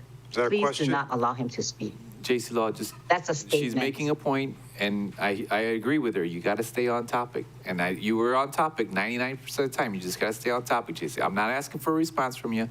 Just please stay on topic. Thank you. We can talk Chair, after please, if you like. please don't allow. Okay. Chair, I'm not please sure don't what- allow testifiers to take personal opinions about organizations in my community as he has and alluded to, and please stop him. Please do not Okay. allow him to testify. Your point's taken, Councilmember Sigamore. JC Law, thank you. I don't have anything else for you. You can have I'm a not seat. sure what, I need a Thank you, JC clarification Law. on that. Thank you, sir. Thank you. Let's see. Staff, any more testifiers? Chair, staff has not received any further requests for testimony this time. If anyone would like to testify, please raise your hand by clicking on the raise your hand button or pressing *5 via phone. Last call for testimony. 3, 2, 1. Chair seeing no individuals wishing to testify at this time. Okay, members, seeing there's no more individuals to testify, I'll now close public testimony. Any objections, members? Okay. Why don't we start with Councilmember Hodges so we can start a discussion, and then we'll take our recess, okay? Councilmember? Thank you very much. I appreciated everyone's presentation today. It was very in-depth and it was a lot of information. Yesterday I met with AES and they are trying to do some solar projects in Kihei, and they were explaining that with the federal changes in their tax credits, they have 4 years to entitle, permit, and construct in order for them to get all of the existing tax credits that there is, or else they lose like 30% of their cost benefits, which ultimately will trickle down to like losing more and costing us more. As a county, there's only so much we can do with the world and all of its changing, one of which is we control our own permitting system. So how can we help companies like AES or rooftop solar and expedite the permitting process? Department?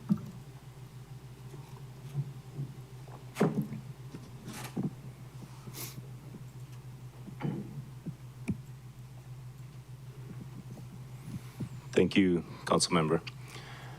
I think I would have to defer that question to permitting. You know, we would definitely support any expedition, you know, of permits, especially when it comes to renewable energy. Thank you. And also, if anyone was to introduce a bill that would lax, you know, certain, how do I put this? Let's say that their parameters are a little stricter than other municipalities, you know, and someone was to introduce a bill to kind of like negate that a little bit. Okay. That would be an effective measure. Okay. It takes longer, but it would at least be an effective measure. Sure. Can I see if Miss Erin Wade is on the call? Maybe she could respond? She's still not here? Because I did see Noah Jackson join the call, and maybe Mr. Jackson, if you're available to respond? Hey, council member, can you hear me? Sure. Let me just designate Noah Jackson as a resource under 18A of the council. Any objections, members? Nope. Mr. Jackson, do you think you could respond to that question from Councilmember Hodges? Thank you for the question, council member. And I'm sorry, I'm just jumping in, pinch hitting for my boss. But we will take it down and we can get back to you in writing. But that's definitely a great question regarding, is there ways we can expedite permitting specifically for these types of solar projects? Okay, great. I know that they're going to reach out to you folks and probably request a meeting with all the directors, and you can go to their existing space and figure out what's been working and what maybe they need to fix, so when they do their entitlements for their next project, it might go smoother. But I just wanted to throw that out there because that was a conversation I had yesterday. Thank you. Thanks, Chair. It's a really valid point you bring up. So, members, how about we take a 10-minute recess? We were in discussion, so we're allowed. At 10:45, we will come back. 10:45 a.m. This ADEPT committee is now in recess.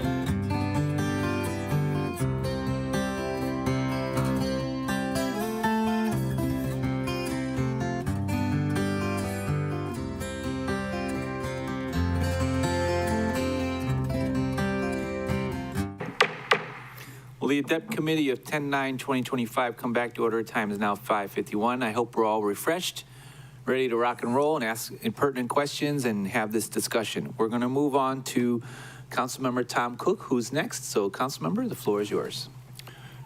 Thank you, Chair. Thank you for the presentation. Very detailed, very broad and deep and alarming. I see, as a representative for South Maui and being the chair of Water and Infrastructure, I see a very present, obtainable actions that the county can do, utilizing our stormwater runoff to recharge the aquifer for fire protection, reforestation. And so hopefully we collectively can get the political will to prioritize in this. It's kind of sad and almost depressing for me how challenging it is to get the permits and all the intergovernmental cooperation to execute something that we probably all would agree is beneficial and that it's obtainable, that it's been done in the past on a bigger scale, different places. So I look forward to working with Member Johnson and everybody, because I really think that the R1 water that we have available in South Maui, the Malama Haleakala and Michael Reyes programs that have successfully been implemented to demonstrate the methodology for utilizing R1 to pasture and for reforestation. So I know this isn't a question so per much, but it's an outreach to ask to please keep in touch with me so that we collectively can get our stormwater and wastewater to be resources and not wasted. So, thank you. Okay, does anybody want to respond to that? Okay, Ms. Vanderveer? I would be happy to meet with you and chat with you about that. There's also working on the west side, a similar project was proposed to bring some of the R1 water up for restoration purposes. So I think there's definitely a need, and I would be happy to help with that. Okay, great. Let's move on to Councilmember Sugimura. If you're ready, the time is now yours.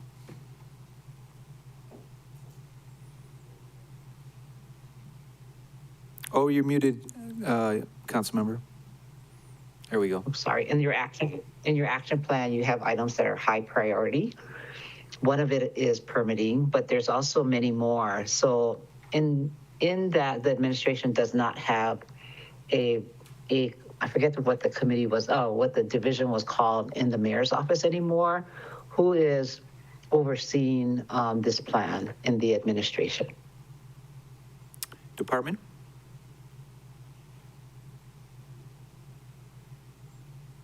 Maybe if you guys don't know, we can go to Mr. Jackson, but if you want to respond, feel free. Thank you, Council Member. Cecile, our new EPNS manager, is responsible for this program. Oh, so Cecile, in her many jobs, will be implementing the various action items, are you saying? Yes, that's correct. Okay, so has Cecile had a chance to review it and decide what the priorities may be? Or should we wait for another opportunity? I'll turn it over to Cecile to speak on this. Thank you, Mike.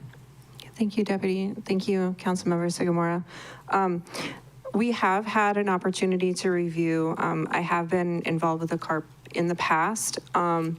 We do have William J., who's the head of the EP section. He will be the one who's going to be working with a consultant to update the plan.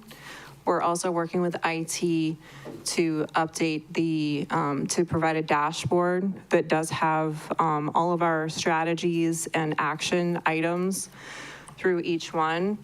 We have them categorized as municipal, building, energy,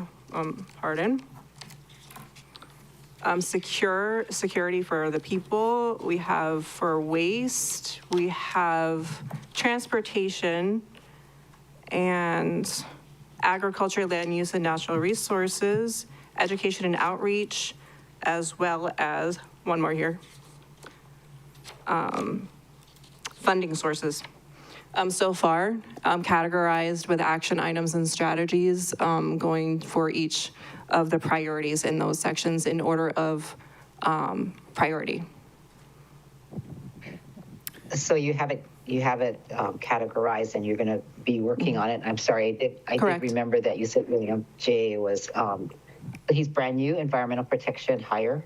Yes, right? He is brand new. So what's going to happen is we are prepared to update the CARP, and then with that would be our set of guidelines to develop our programming in accordance with that.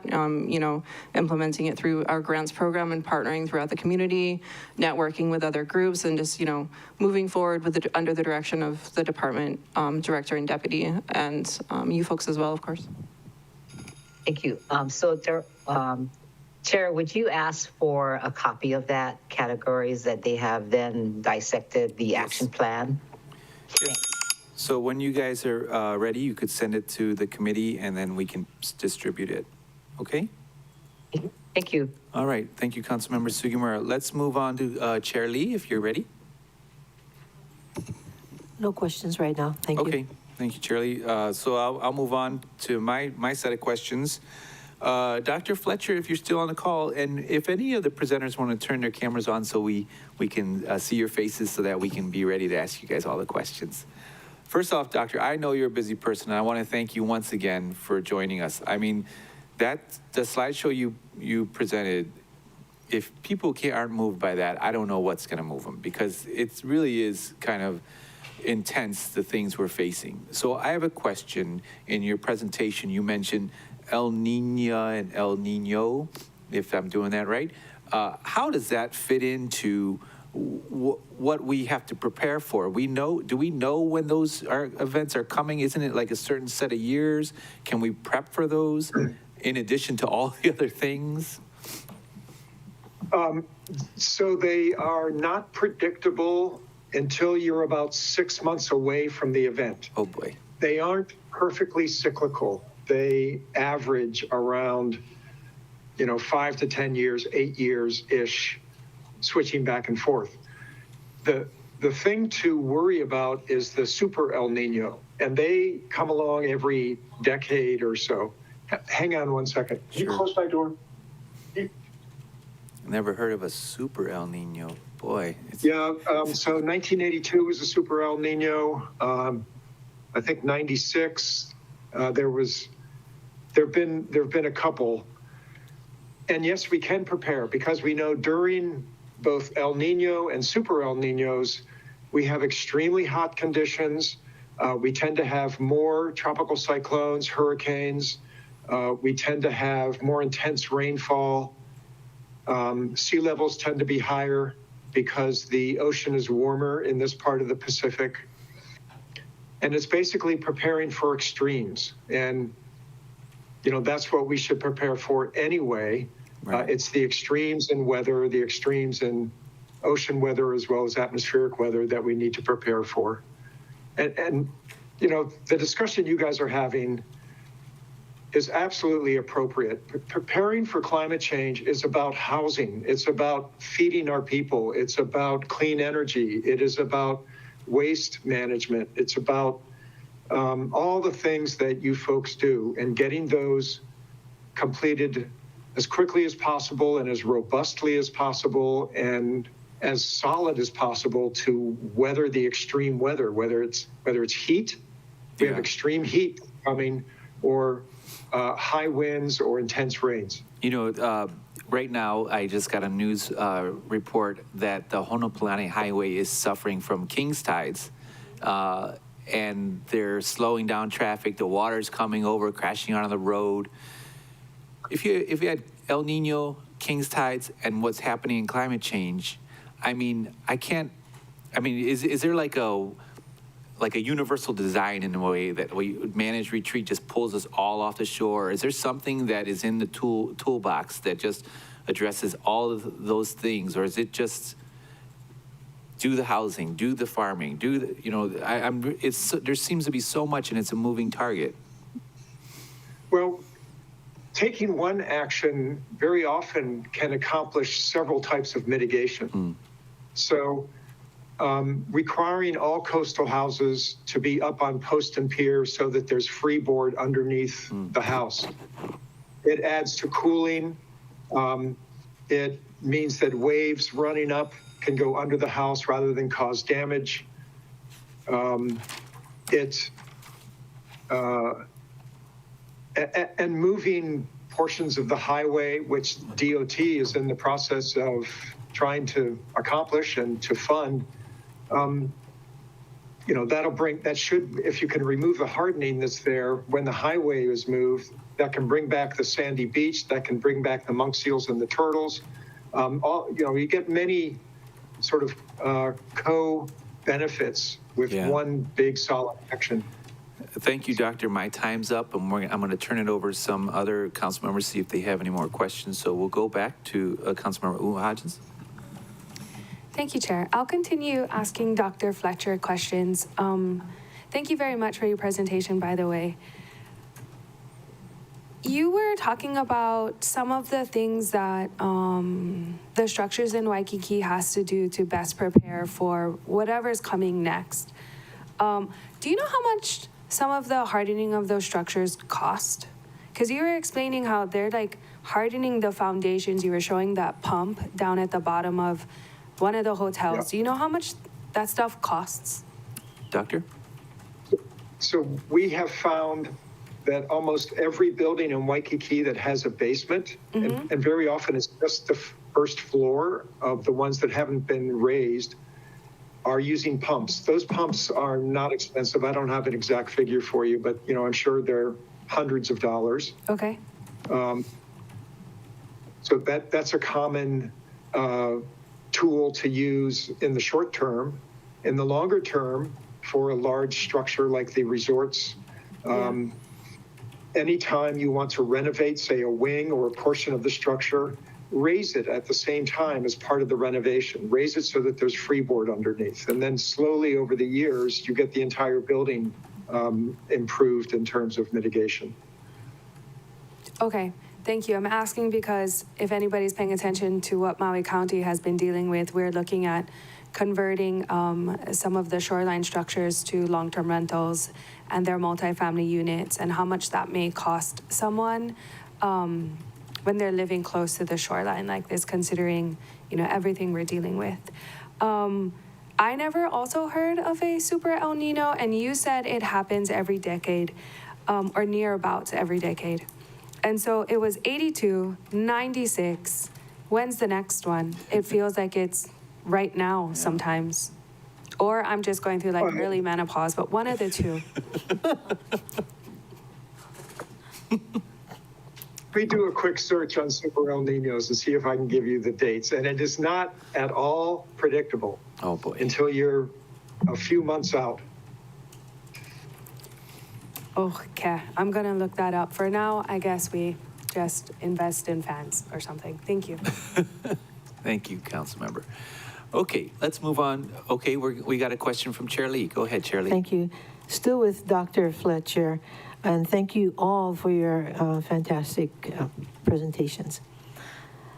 You mentioned, Dr. Fletcher, that there are two main contributing factors to sea level rise. The first one is melting glaciers, and the second one is aquifer water going back into the ocean. We have a lot of that here on Maui, and that's an area of major contention.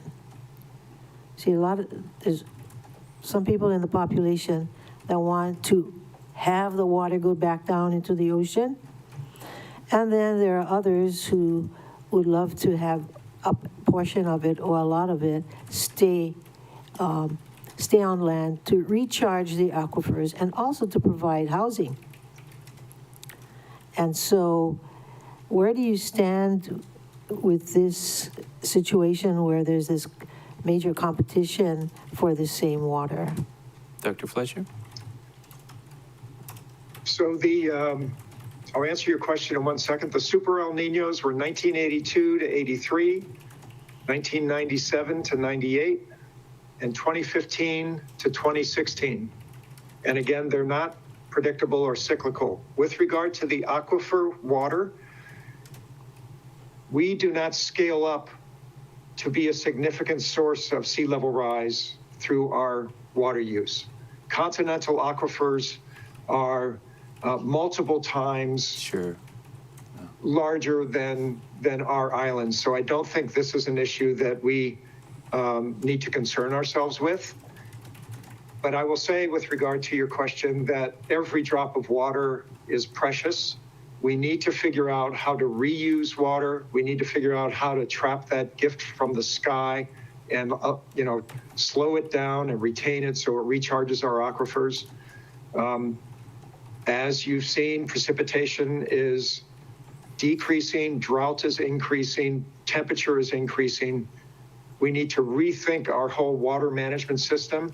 And you might look to the Honolulu city and county government. They are engaging in what's known as One Water, where they look at all forms of water and develop management plans based on the concept that all water has similarities and reuses into new sectors. Thank you. Yes, I agree. I just received a report from the Honolulu Board of Water Supply, where they have a conservation policy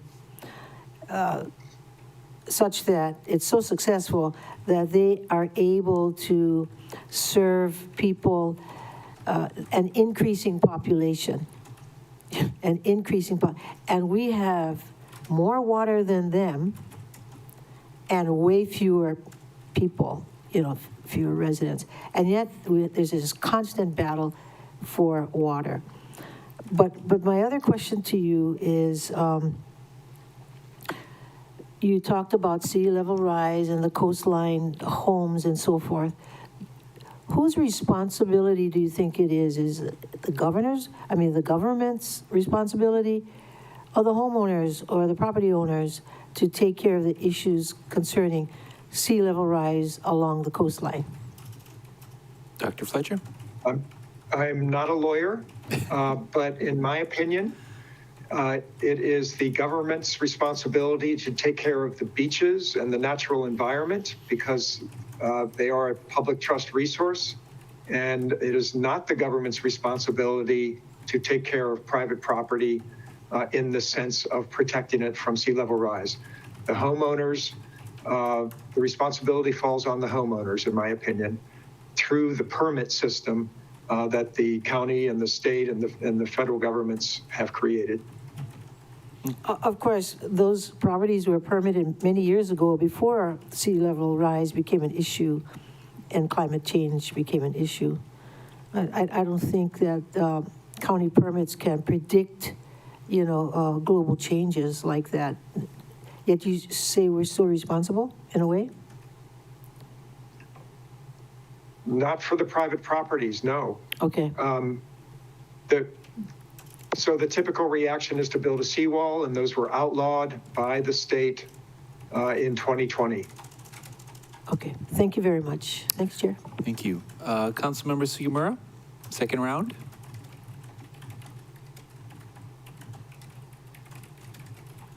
Oh, you're muted. There we go. Can you hear me now? Yep. Okay, so just going back to my first question, on the supportive action, Ms. Powell, it is number 162 and is considered a high priority for permitting. So your question, going back to that first question about permitting, I think it was Member Cook who was talking about it, but it is already one of the high priorities in the action plan. So we look forward to hearing more. And when I first met Dr. Fletcher, it was years ago when we were taking up Community Facilities District, and you were the resource for the expert on what's happening with the ocean, and just talking about exactly what Chair Lee was asking you about is how do we contend with the private landowners and the ocean and it being in meeting. The district that had the loudest voices and still do is Kahana Bay. So Dr. Fletcher, do you now have any more new information on that? That was years ago when I first got to meet you, or the council first got to meet you and your expertise. Doctor? No, I don't have no more information. I mean, the general rule of thumb, and it's almost a scientific law at this point, that we need to get away from the shoreline. We need to back away from the shoreline for the safety of our people, for the safety of our infrastructure and our investments, and also to allow the shoreline environment to recover. It will recover.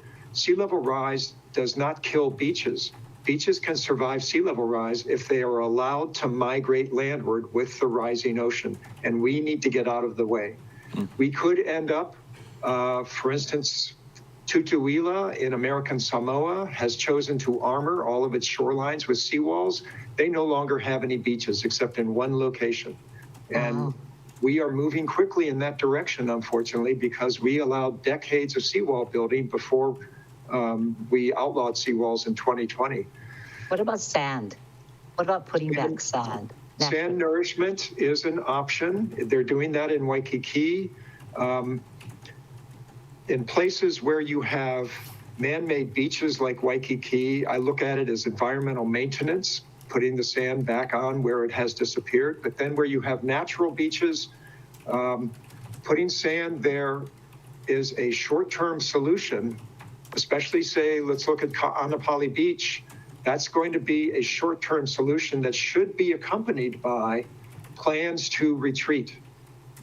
It shouldn't just be considered a one-off. It's very expensive. It also leads to strip mining of offshore sand fields, which have their own ecological purpose. If the community decides to put sand at Kaanapali Beach, I think it should be accompanied by retreat plans for those resorts and those structures there so that it's a whole package. The whole thing is we must recognize that sea level rise is accelerating and it's not going to go away. So putting sand there is nothing more than a short-term step. Wow. That is, sounds very expensive. Yes, I'm afraid it is. For both sides, government and, whatever private properties, resorts and everybody else. But I stand with Member Hodgins as Bill 9, which is short-term vacation rentals, and we're trying to make that available for residents to live in. I think it's so dangerous based upon your heavy statements that you're making today. So thank you very much. No other questions. Okay, thank you so much. I'd like to ask a question for Ms. Graham or Ms. Palmer Ellingson if they're still there. Let's see. Ms. Graham. Okay, hi. My question is in regards to, your experience working in municipalities, is there maybe something you can speak on to what municipalities should we model? Is there someone out there doing great? Is there someone, or in your experience, your lived experience, is there something that you can give us a kind of advice on how do municipalities like ourselves navigate this? Do you have like a model city or a model community that has done really well? Because sometimes we do that, right? We look at other communities and districts and say that they seem to be getting that right, and we can kind of cherry pick if it fits our community. So I would say, first of all, it's an excellent question. And I think where we're at in the overall movement of this climate change reality is that communities across the world are now facing multiple strains that are happening. They're already here. And so that lead up time has been diminished for many communities. I don't have a particular community to point you to, but what I can say is that it's important, and there was some discussion of this earlier, of where do these strategies land and how do you make sure that they're moving forward? In some ways, it's a cultural shift to where, in reflection to what Dr. Fletcher was saying, there has to be retreat from the coastlines. And so there are some principles that need to be simply embedded in the decisions that local government makes. But in terms of the planning actions and the things that you've all decided to take on in terms of your strategies, some of those strategies that the people of Maui need are things that are not going to necessarily be done by the city government or the county government. And so having a partnership with other community partners where everyone is pulling toward completing the elements of that plan is a particularly important piece. Otherwise, you run the risk of if the plan is sent to a particular department and there are a lot of things in the plan that department can't actually do, Right. then they run the risk of having some of the really most important strategies languish. The other thing that I would encourage you all to do is to keep the conversation happening with the larger community. We just heard made mention of that you're looking at your short-term rental question. The larger community needs to understand what is driving some of the hard decisions that your municipal government has in front of you, because they will be asked to make changes in their life. They may be asked to make investments. And so it's going to be very important that they understand the future that you're trying to build and the risks that you're trying to work around as you move your way through that process. So I think a big part of it is the structure of how you do your implementation. Yeah. Okay, well said. You know, I'm reading this book, Abundance, by Ezra Klein. And one of the things that they mention in it is kind of mind-blowing is that in red states, it's easier to build a solar farm than in blue states because of our environmental reviews and all the bureaucracy. But the red states don't want to build solar farms, you know? So it's kind of like, it's real frustrating to see that. Like I kind of feel the vibe of my council that sometimes it's the red tape, the bureaucracy that we want to get rid of because we can't, it takes 10, 15, 20, 30, all these years to do a thing because of our bureaucracy. And I sometimes, that's really mind-blowing to me when I'm reading I'm reading the book and it's totally the story of this council here. So, but I see Councilmember Tom Cook's hand up and I hope I didn't skip you. So the floor is yours, Councilmember. Thank you, Chair. My question's for Dr. Fletcher.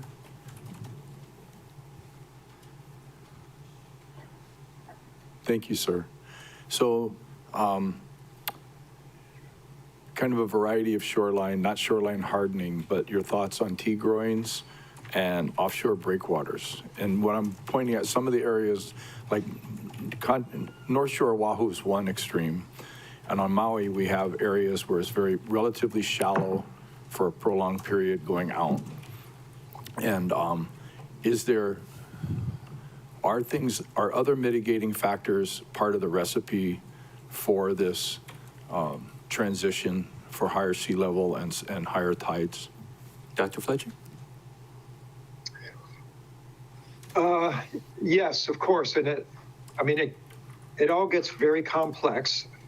T-head groins are in the plan for Waikiki. I know that they are in the plan for West Maui.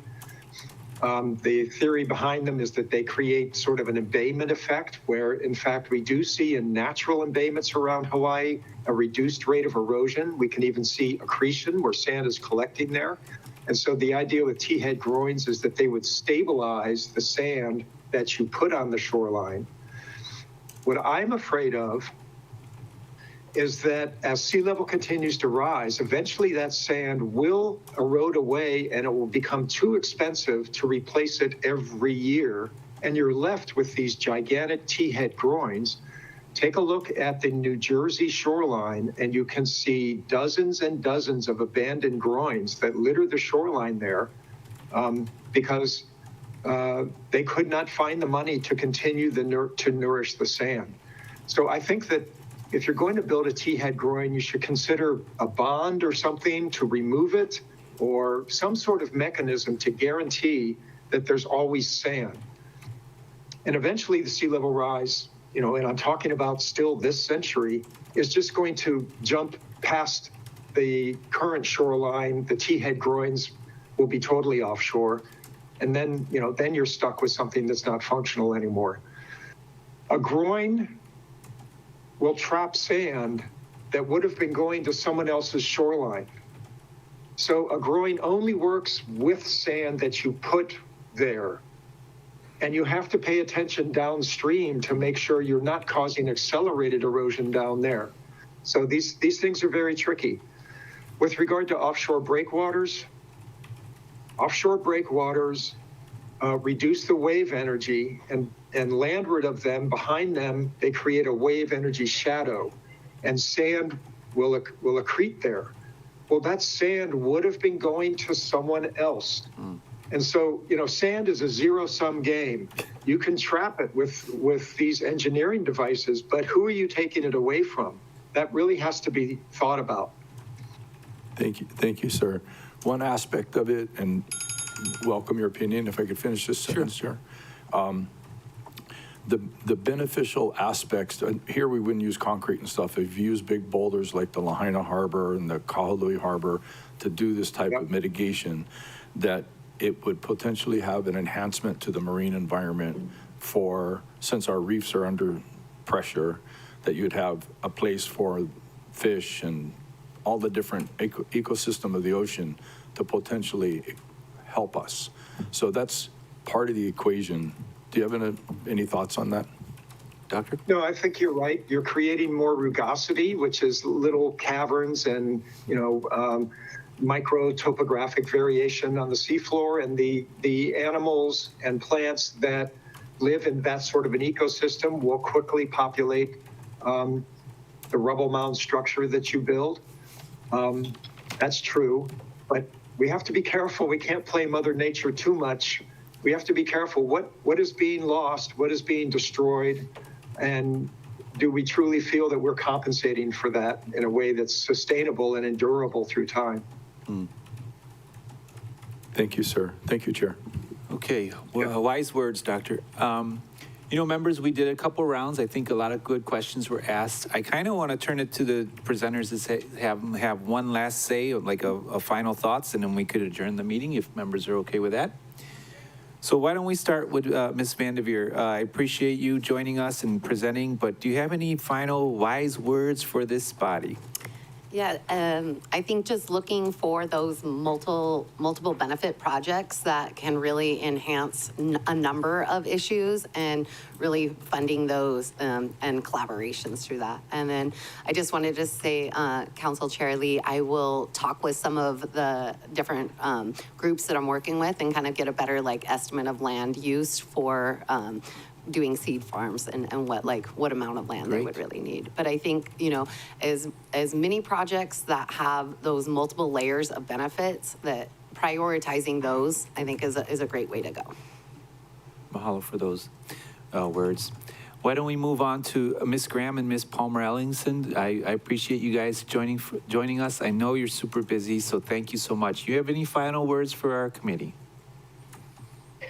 One of the things that I noticed when I was working on this project is that Maui County is very complex when you look at all of the different vulnerabilities that are happening in your place. When we work with people in the mainland and communities there, often there'll be one or two major drivers that are much larger than everything else. And what we see in your communities is that you have a large number of serious vulnerabilities because of the characteristics of your county and the communities in it, and where they're located, and just what's coming. So I would encourage you to make sure when you're looking at any sort of infrastructure improvements, if you're looking at moving facilities or structures or utilities or any of those things, that you really dig deeply into the projections for the end of the century, because any infrastructure that you're looking to have last for a long period of time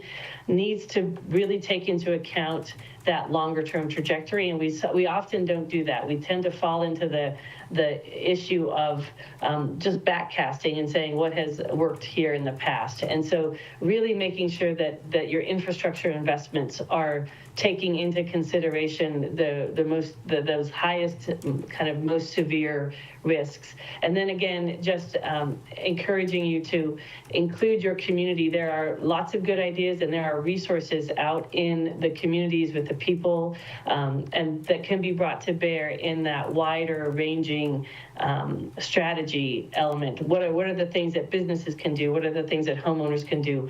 What are the things that school districts and teachers can do? Because it's it's coming in all forms to your communities, and you're already starting to experience it, which of course you know.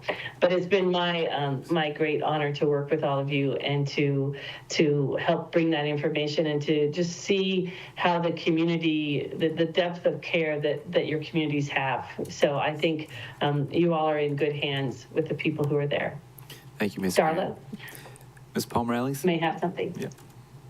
Yes, I wanted to point out that carbon reduction is, a top priority in climate change, and there are a lot of successful coastal community projects that we can point to for that.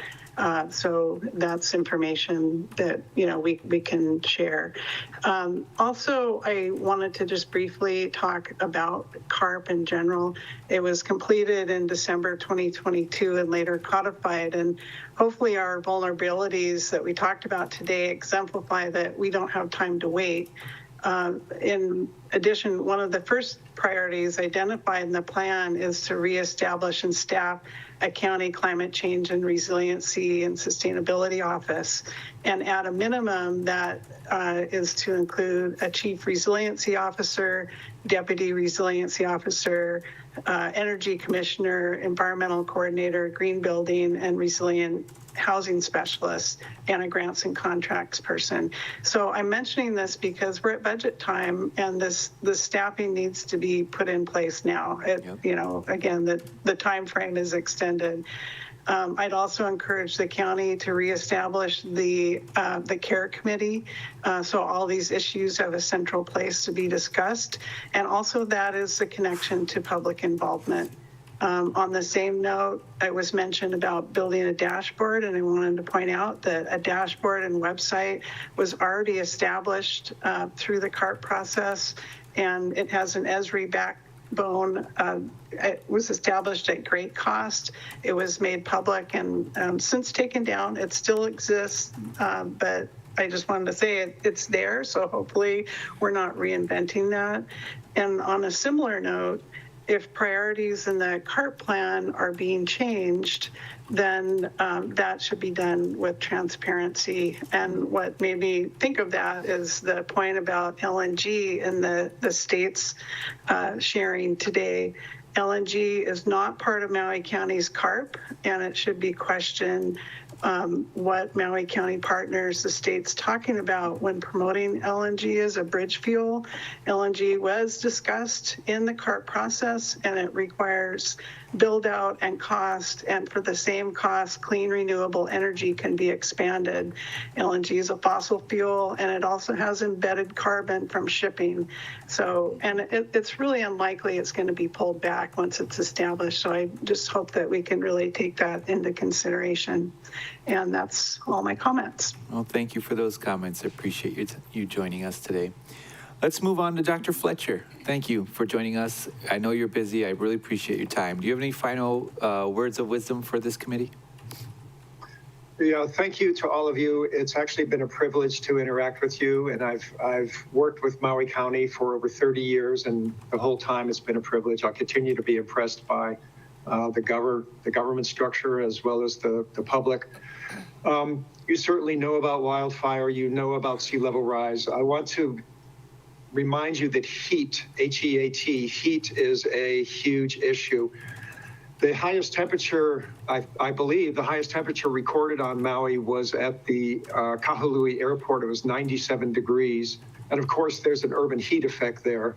But at 104 degrees Fahrenheit, photosynthesis begins to experience irreversible damage, which is relevant to our food sovereignty issues.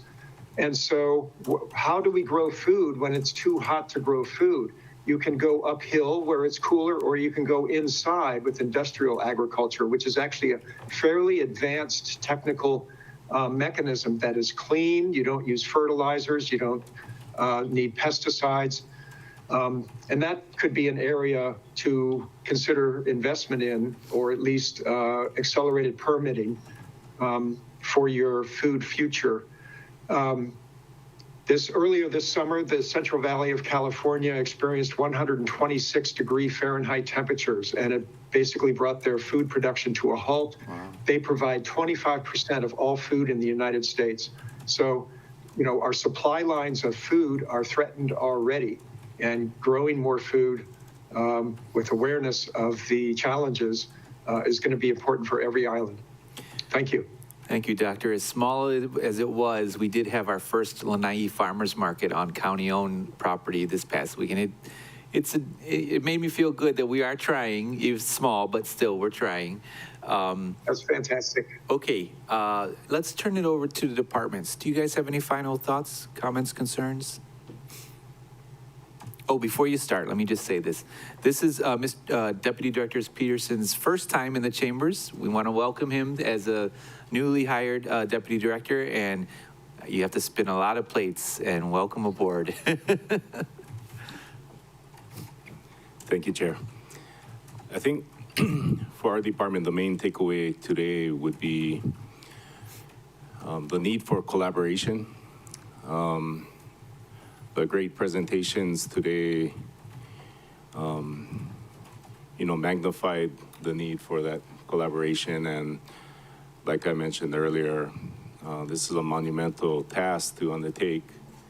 And it's going to take all of us, all the departments, the public, all the experts, everyone to bring the minds together and join forces and figure out the best path forward.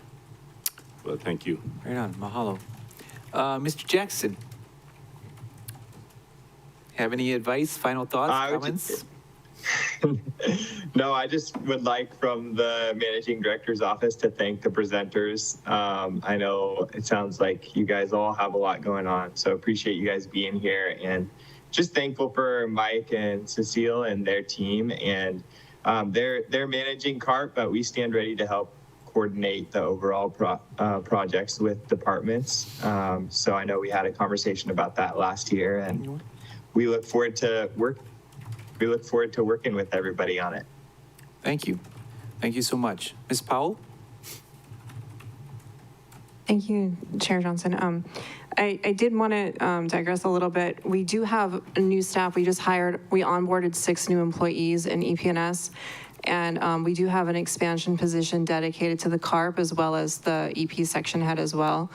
And the intention of the updating of the plan is through consultant and through a panel of experts and through, the appropriate processes for that. So we're certainly not taking it on just with a small little crew, where the strategic plan of the update is a collaborative effort, and it's all designed to be that way. Wonderful. Okay, members, I think we had a really good discussion today, and that takes us to the end of the agenda. Members, without objection, I will defer this item. No objection. Okay, that takes us to the end. Staff, do we have anything else? Okay, the time is 11:34. The ADEPT committee is now adjourned.